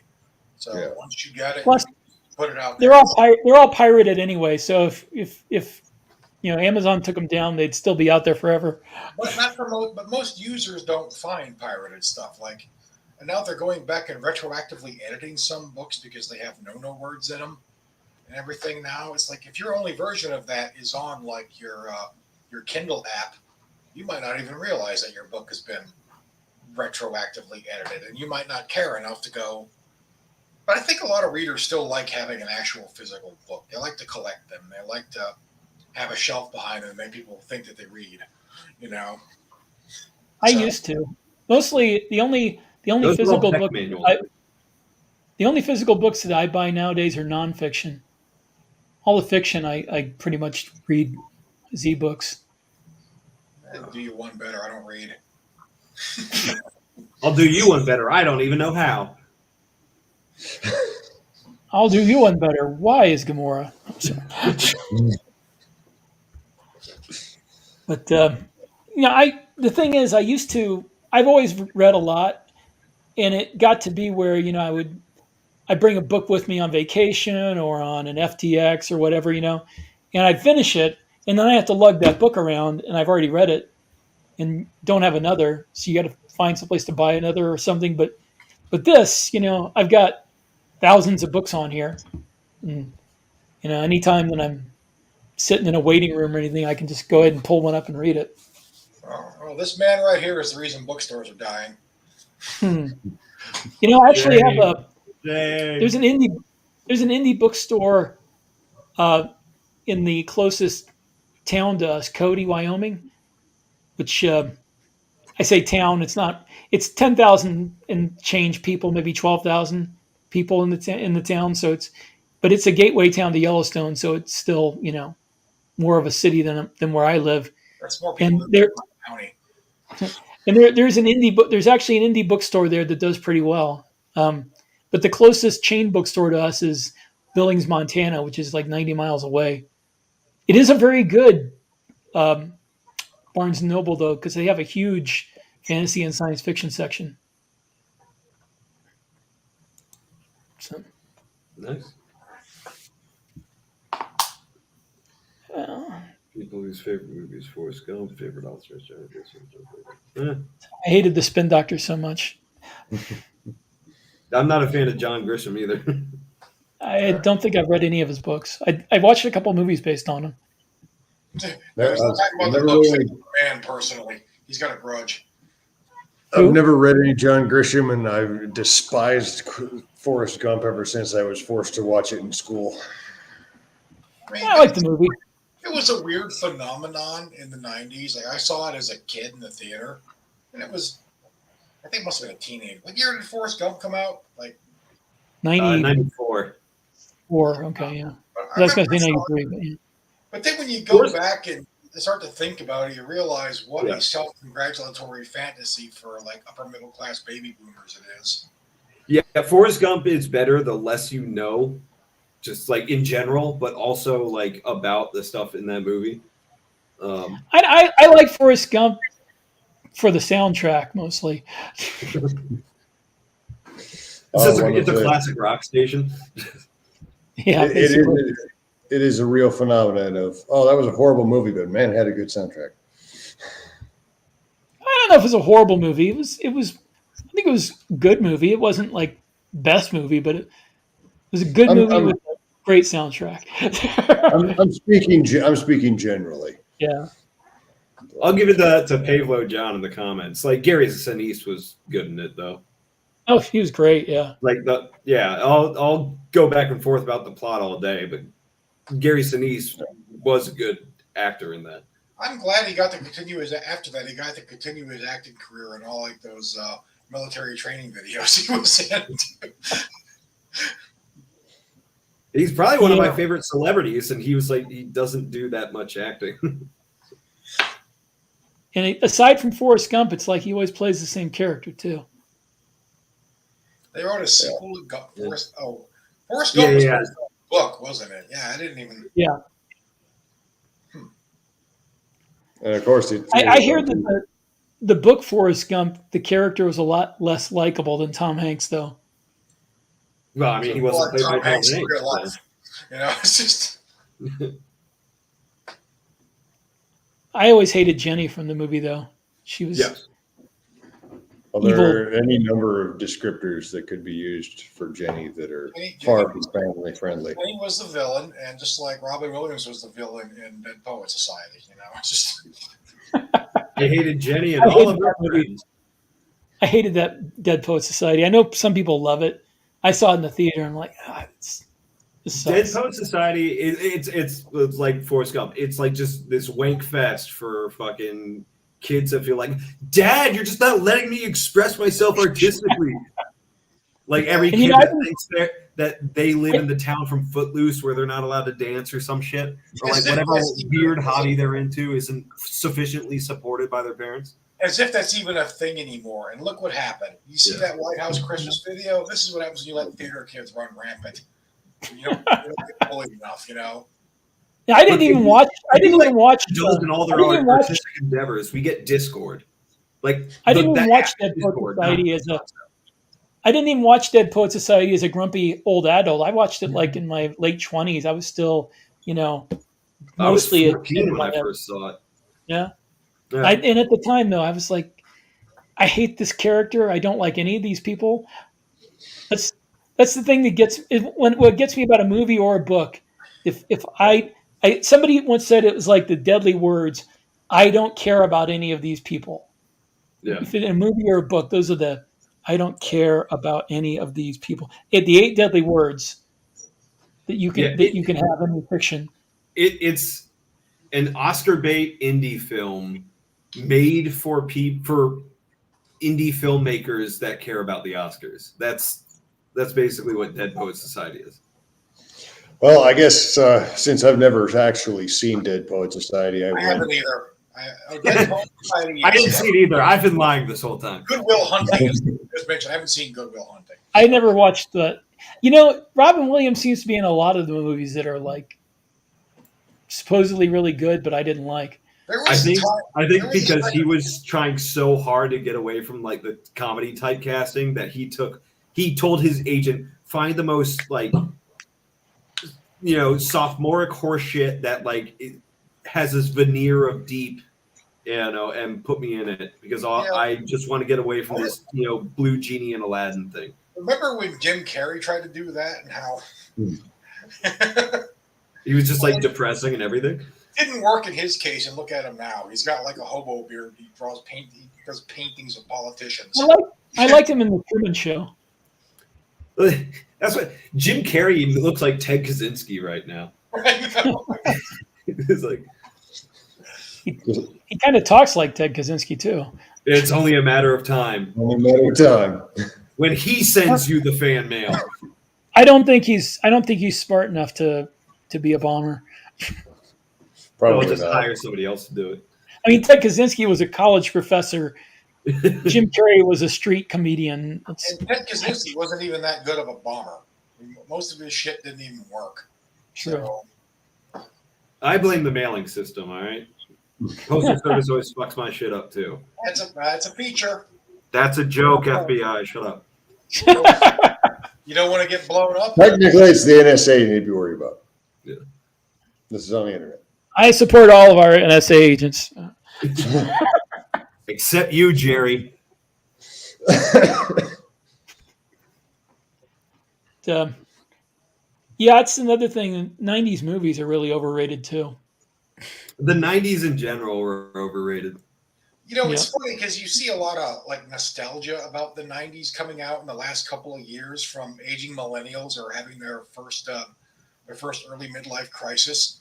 Like, yeah, I was there. It wasn't that great. Things seem stupid. The 90s were very bland and generic. It's not that the 90s were great. It's just everybody wants to return to a time before like social media ran everything. And like the internet was so consolidated that it's like 4 companies run everything. So it's like people want to return to that. They don't actually want to return to like the war in Kosovo or some shit. I mean, the thing is, like, we as a society, we could just walk away from social media, but nobody will. So, no, because the same reason why a drug addict doesn't walk away from heroin. Like, remember the movie You Got Mail? Speaking of Tom Hanks, why are we making this about politics? Don't bring up Hunter Biden. We're talking about Tom Hanks, not politics. That was like the first social media movie. You've Got Mail. Yeah, but that was pen pals through email. Is that America Online? Yeah. Yeah. Yeah. The 90s would have to. Yeah. basically. That really is. That is why everybody is like, oh, everything was great in the 90s. The economy was great and all that shit. We're like, well, yeah, because we weren't fighting the Cold War anymore. Like, the we're just 90s there. were. I don't know what to do with my hands. Like, And also, the 90s were something that was never going to last, though. most of the people saying that were like teenagers or kids back then. They didn't have to worry about paying the bills anyway. So, oh yeah, I remember it being great. I hung out with my friends and played Nintendo. Same reason I think the 80s were great, because I was a kid in the 80s. So you were in your basement with your friends, like fucking playing video games and shit. Actually, though, the 80s was great in a lot of ways, because the Cold War meant that, as somebody who was going into the Army, that I would have a job security. We had a space program. Everybody was optimistic, except for the people who thought there was going to be a nuclear war. That and that teacher. What? I couldn't hear you. I said that and that teacher. What teacher? The Challenger accident. Oh, yeah. Yeah. I was working at a warehouse when that happened. And my dad called and said, "Hey, Challenger is about to launch." I lived in Central Florida, so we could see when it went up, we could see the smoke cloud. So I went outside to look at it, and the smoke cloud went up, and then there was like these big, billowing side clouds. And I'm like, oh, that doesn't look good. And we went back in and grabbed the TV, and we either developed hyperdrive or something went wrong. The weirdest part was that I went to lunch that day, and I was driving to the McDonald's or whatever, and that was still hanging up there in the sky the whole time for like hours. It was like a gravestone in the sky. So creepy. I remember seeing it on TV, and I was a huge space nerd at the time, so I was devastated when that happened. I have no memory. I was 5, so I have no memory of it at all, to be perfectly honest. I don't even think my parents told me about it. I remember when the Columbia went down too. That was horrific. I remember because I was at Camp Grayling, Michigan, getting a physical for the National Guard. I was pretty sure they were about to send my ass to Iraq. They didn't, but that's what I was thinking. So that's how well your physical went. I remember because I was at my dad's house loading. We've moved from an apartment to a house, and I was loading my gun safe from his garage into a U-Haul, and I couldn't keep it in the apartment because it was too big. So I was there loading it up, and we heard in the radio what happened. And it was one of those things. So, Rick, now you're still working on your different series. What have you got in the pipeline right now? What have you got? What are you working on now? I have 3 ongoing series right now. With Variant and Jeff Chaney, I have the Taken to the Stars series, which I'm now working on book 5. Book 4 comes out the end of this month. With Athon, I have the Drop Trooper series, which book 14 just came out, and book 15 will probably come out sometime in early spring. And I'm also with Athon working on the World War Mars series. I've got book 1 with them already, and I'm working on book 2, which is a alien invasion story where basically this derelict ancient alien ship lands on Mars, and then a bunch of other aliens who've been looking all around the galaxy for the ship come to Mars. We send a mission to Mars, and so do the Russians. And while we're fighting each other over this ship, these aliens come and start fighting both of us to try to get it back. See, that's what I miss. I miss like international conflicts throughout space instead of just like each planet after the fighting each other. I've got another series that's 6 books long. It's called Earth at War, and it is an old conceit, but I put kind of a twist on it, where these aliens come to Earth and ask for our help as soldiers in a war against another race of aliens. And it takes place in the near future, like 15 years or so. So there's, the main character, it's it's kind of a I guess it's kind of self-referential. The main character is a science fiction writer, but and he's a former Marine, and it makes sense that he's there because he was invited by this guy who's like a combination of Elon Musk and George Branson and Jeff Bezos onto the first private mission around the moon. So when this alien ship comes out of hyperspace, into like cislunar space, this guy has the only ship that can get to him. So basically, the U.S. Space Force sends up an orbital pod and says, "Oh, we're taking your ship." But they have to they wind up having to take the civilian crew with them because the Russians are trying to do the same thing and have sent up their own ship. So they go up there, and the fact that the Americans reach that ship first means that they deal with us, which pisses off the Chinese and the Russians. So the whole series is basically us working with the aliens, and also back home, the Chinese and the Russians trying to stab us in the back. They would never. I mean, of course, the aliens would talk to us. We're basically We speak English. Well, they told us whoever gets to our ship first, we'll make the deal with. Oh, so they turned it into a game show. Well, they wanted people who were, had the highest technology and Right. could think quick on their feet.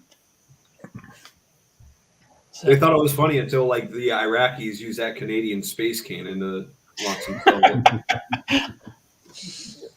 I don't know if the thin sheen of bloody paste on the floor could have done any negotiation. Aliens like, okay, he technically made it. Yes. However, You remember Oh King man, can you David? imagine Uday with like a ray gun? You remember the book King David's Spaceship? I've heard No, of it. I do remember the book High Crusade.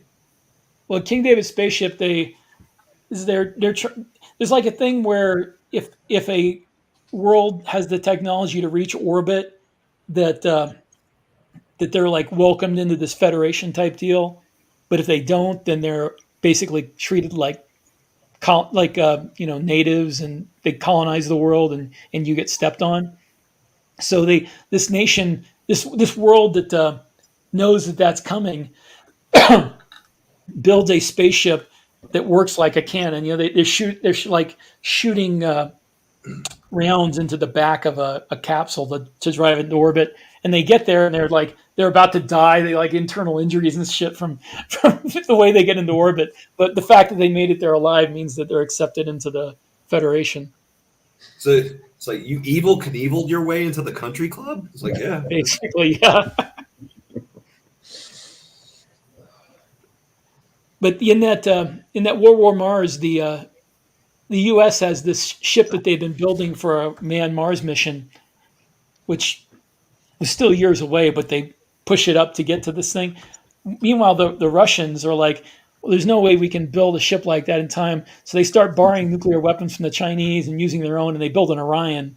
and everybody shits their pants when this thing starts taking off on a hail of nuclear holocaust. I was actually surprised to find out they did actually test the concept. They didn't use actual nukes. But They use high explosives. Yeah. Explosives. But there's actually video of it. Looks like it would be one hell of a bumpy ride. Yeah. Oh yeah, I talk about that in the book when they're in the ship and it's going boom, boom, like every few seconds, and the Russian general who's in charge of it is like, and we're supposed to do this at like one gravity the whole way. We got to cut this back or we're all going to die. See, it would go faster if they just had the Adidas stripes on the side of the rocket. Yeah. There you go.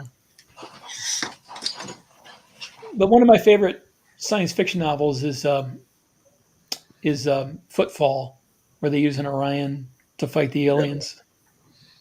It's been a long time since I read that one. Forward or backward? I'm getting like the Larry Niven like propulsion is a weapon thing. If you're using a nuke to propel yourself, you might as well just flip that bitch the other way around. Well, that's what they do in the book. We're fighting the Russian ship in orbit around Mars, and then the alien ship comes, and we have to both start fighting it. And the Russian basically does that. He turns the thing around and blows nukes up in his face. That actually, like you could even do that more conventional, not conventional, but like a fusion rocket, like most your sci-fi ships are powered by. Yeah. But probably short range, but if you're anywhere near the back end of that thing, you're probably in trouble. Yeah. I mean, in space, it is very short range because there's no atmosphere to make a shock wave or carry heat from it. So basically, all it is radiation. But in Footfall, they use like every third bomb or something was out the back was an X-ray laser warhead. Do you remember that from like the 80s when the whole idea was a nuclear warhead with even X-ray more radiation, X-ray laser rods around it? So when it blew up, it would like, and that they use those in like the aliens that are chasing them in their little ships, like start dying from radiation poisoning. They had no idea what savages we really are. I used that in my books. I borrowed / stole that from them, and I would use that on like torpedoes from ships. They'd launch them with an X-ray laser warhead. I have no idea if it would actually work, but somebody thought it would, so I used it. That was kind of a plot point in my the Family Business novel, the one on the wall back there. The aliens that invaded Earth, they didn't want to destroy it; they wanted to live here. Right, and they were willing to cohabitate with us and make it. They're willing to share the planet, but they kind of wanted to control it too. They didn't realize once the war started that we were willing to burn the planet to almost lifelessness rather than let them have it. So they end up kind of giving up because they didn't want to destroy it, because then they have nowhere else to go either. So. Did you read the Harry Turtledove alternate World War II with Aliens series? When I was about the time I graduated from high school into college, yeah, I think I read that, and I read the colonization ones. You know who I hated more than anybody was that guy Yeager in that book, in that series, because he was supposed to be like the hero, but at one point. One of the nations on Earth attacks the alien colonization ships. Oh yeah, the U.S. does, and he and he tells the aliens who did it, and they nuke Indianapolis in retaliation.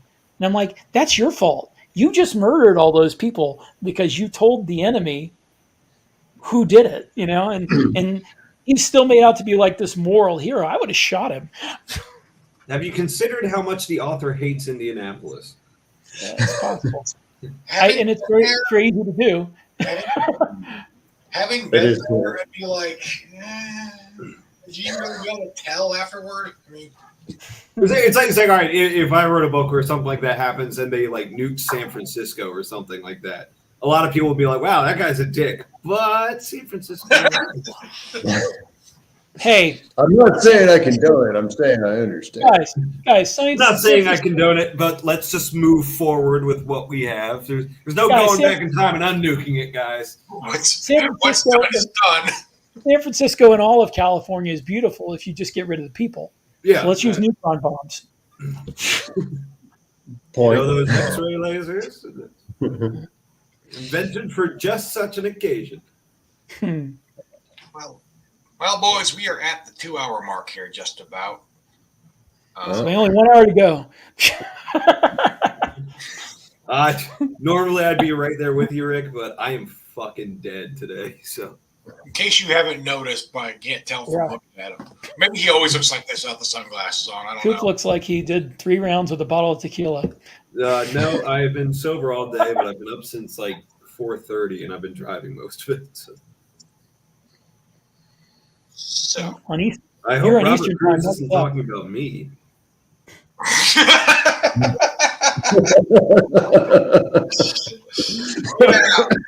Buddy funny. I needed to talk to you about that. That is pretty bad. I was told it was empowering. Well, Rick, you got anything in particular you want to push? Yeah, where can people find you? Where can people follow you? Where can people find your work? Your address specifically. Yes, Yes, your social security number, please. It's 23496. The easiest way to find me is go on Amazon, look for Rick Partlow, Partlow, because I am the only science fiction author by that name in the world. So it's easy to find. If you want to go to my author page, it's rickpartlow.com. If you want to go on, find me on Facebook, it's facebook.com/Duty Honor Planet, or just search for the Science Fiction Worlds of Rick Partlow. And I answer messages on Facebook. If you message me, I answer emails at dutyhonorplanet487@gmail.com. I'm very accessible. So He's also on the app formerly known as Twitter, now known as X. no, don't tell people about that, because that's where I have my political arguments. It's not for my Probably shouldn't. Should we just be calling it Twix now? Twix. Yeah. Twixter, yeah.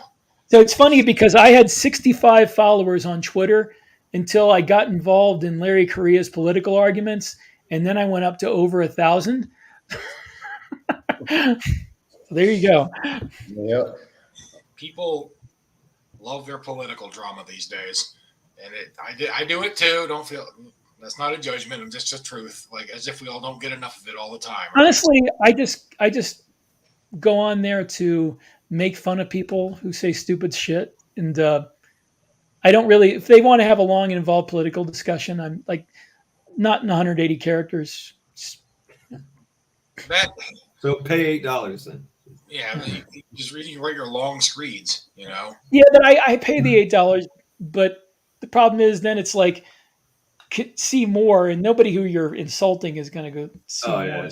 Well, now they have they have X Premium and Premium Plus, where you could pay even more to get more alleged features. Now you can have a Chat GPT included with your X. They have their own chat bot now. It's AI. So you instead of making up creative insults for people, you can tell a AI robot to make up insults for you. I'm always going to trust the human capacity for insults over some robot. I can be way more racist than a robot. Just saying. I don't know. You look at the tape. You'd be surprised. The AI gets really racist. You just have to like coax it with the right prompts, and then I can be way more racist than you. I am a mongoloid. It's funny because ChatGPT goes out of their way to avoid that, but they don't give it access to the whole internet. They only give it access to certain sources, and you can tell what kind of sources they are if you ask it certain questions. It will give you the party line on a lot of things. Who was the client list for executive outcomes?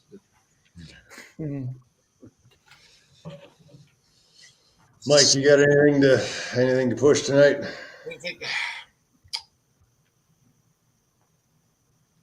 No. Fair. What about you, man?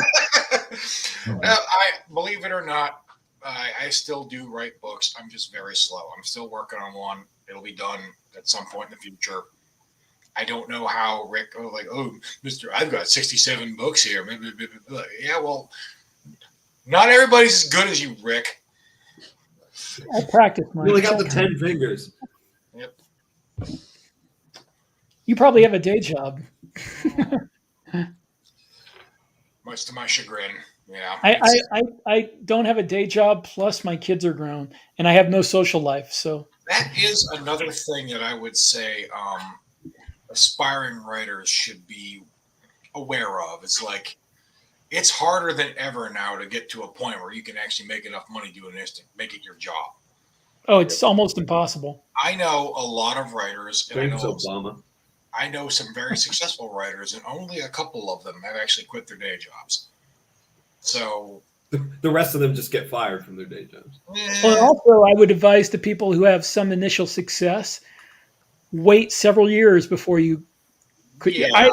I've been making enough money to make a living at this for 7 years, but I only told my wife to retire and we moved away from her employment 2 years ago because I wanted to make sure that it wasn't going to all fall apart, So Yeah, don't count the chickens before they hatch there on that, because income from writing is a fickle thing. You don't know how much money you're going to make, and a good portion of it is completely out of your control. It's not just how hard you work; it's whether or not the audience likes it.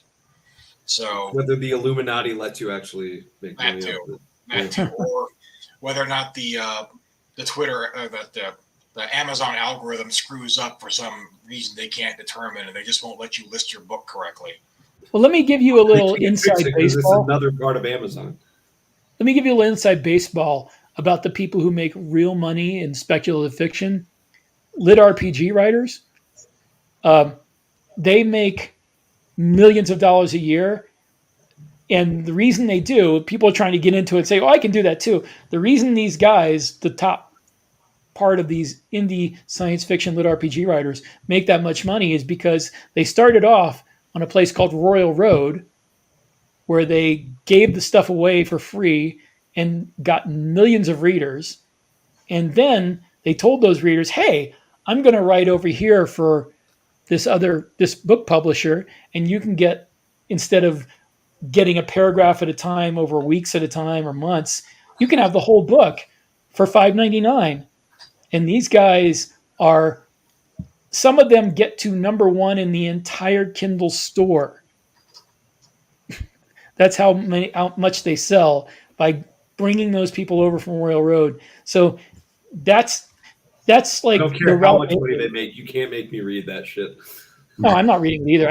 I tried. Just I could never write or read that. You could guarantee me money for writing it. I still wouldn't write that shit. Yeah, I mean, it's a very specific type of person who reads that. I am not that specific type of person. But whoever is pays a lot of money for it. But there are millions of them, and they are willing to pay full price for like a $6.99 book and make it number one on Amazon, which you can imagine how many books you have to sell to be the number one book sold on Amazon even for a day. And they're selling it full price. Life ain't fair, kids. Yeah. Yeah. I'm barely even aware of half of this stuff. To be fair, I have the same lack of knowledge about traditional publishing. People have asked me questions like, well, how does this happen? Like, I don't know. I turn in a manuscript. At some point later, books come out. I'm not involved in that process other than editing. And it's funny because, you deal with Baen. They're almost not traditional publishing anymore. The mainstream traditional publishing now is so far afield from Baen that it might as well be another industry. That is a whole different world. I mean, one of the things, I think the most viral thing I ever posted on Twitter was this literary agent's list of things she just wanted for her. I didn't agree with the things that she thinks she wanted, but that shit was so cringe. It was pretty cringe, but that's how like that side of the industry works these days, apparently. And I've said a rumor too. Holy shit, I remember that. I have said that if traditional publishing, I'm not counting Baen in that because, like I said, they're almost an entirely different industry. But if traditional publishing, your tours, your whatever, if they knew what they were doing, there would be no indie revolution. There would be no indie publishers like Aethon or Variant. None of them would have a space because traditional publishing could take over that section of the industry very easily. But to do it, they basically have to admit they've been doing everything wrong for the last 10 years.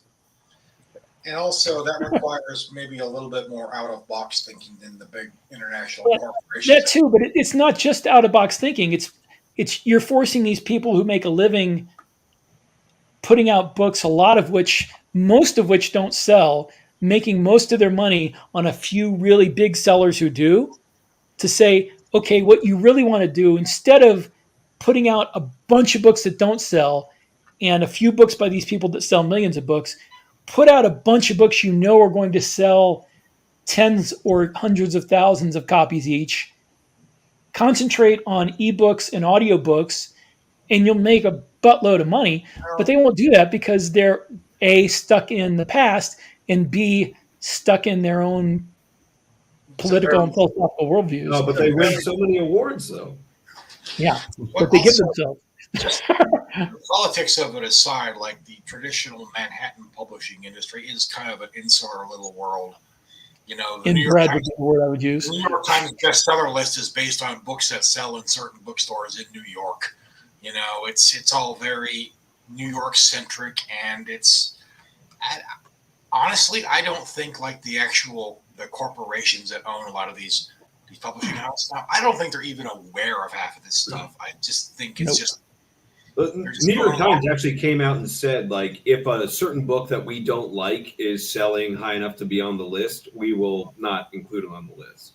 Yeah. So it's not even just book sales in those specific stores. It's whether or not they like you.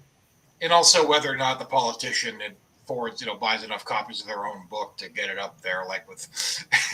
Don't get me started on how the money laundering scheme through advances. Yeah, don't get me started on how the book deals to politicians are just covers for bribes, because I've thought that for 25 years.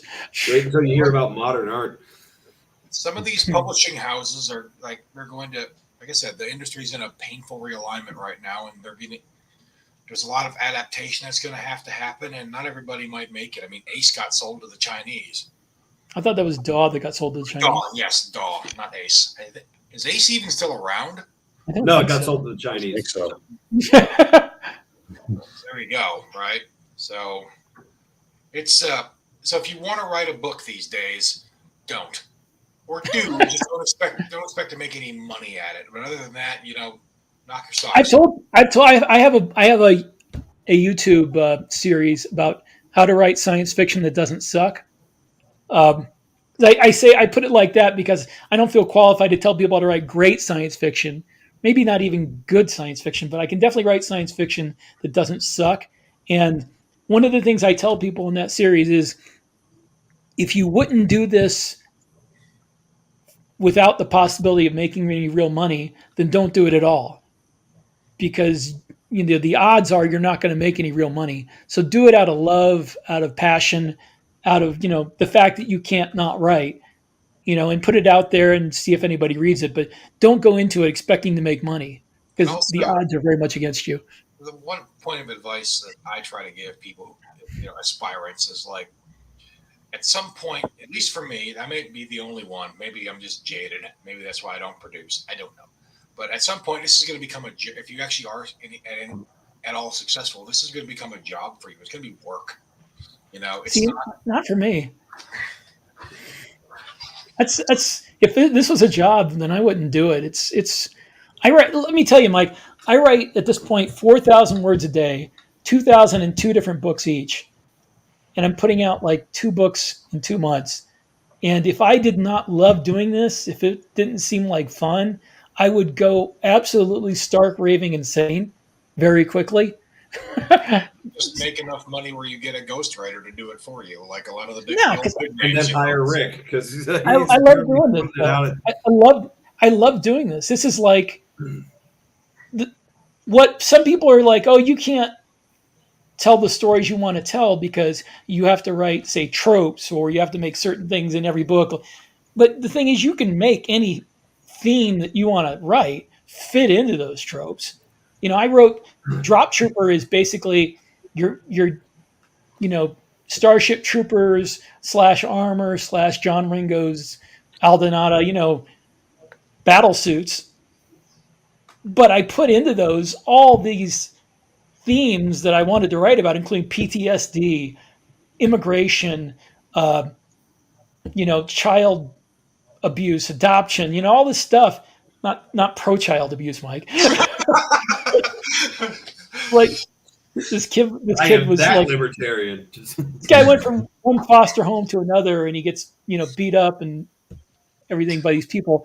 But I put all this stuff into a book that's about battle suits when you jump out of spaceships and shoot plasma at aliens.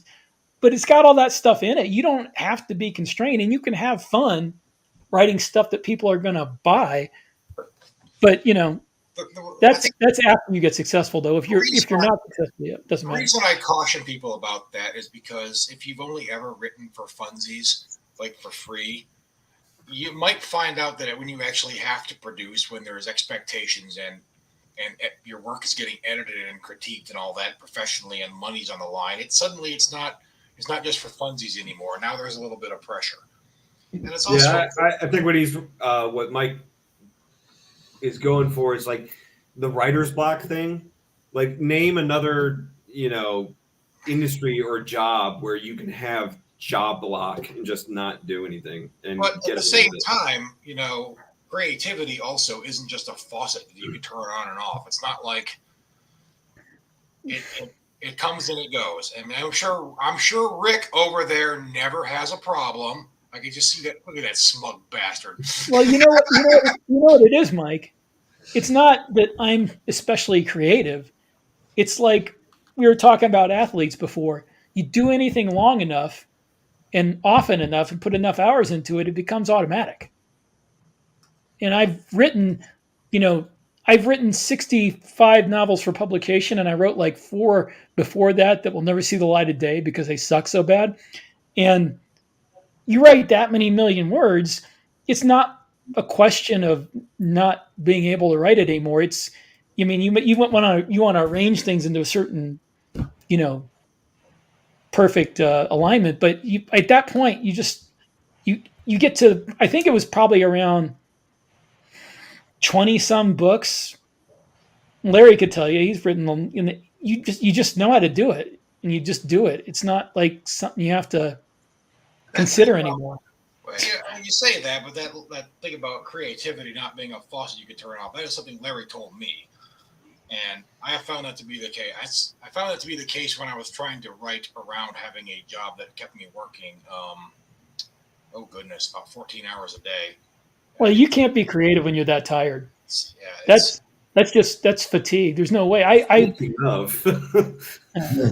Yeah, I think I'm going to have to head out, guys. I'm sorry. I didn't mean to drag you on another 15 minutes. You need to wrap this up. It is getting late, and it's a work night tonight. It's a school night for Coop, so he's it's a hell of a commute. I have to go through the hills and the snow uphill both ways.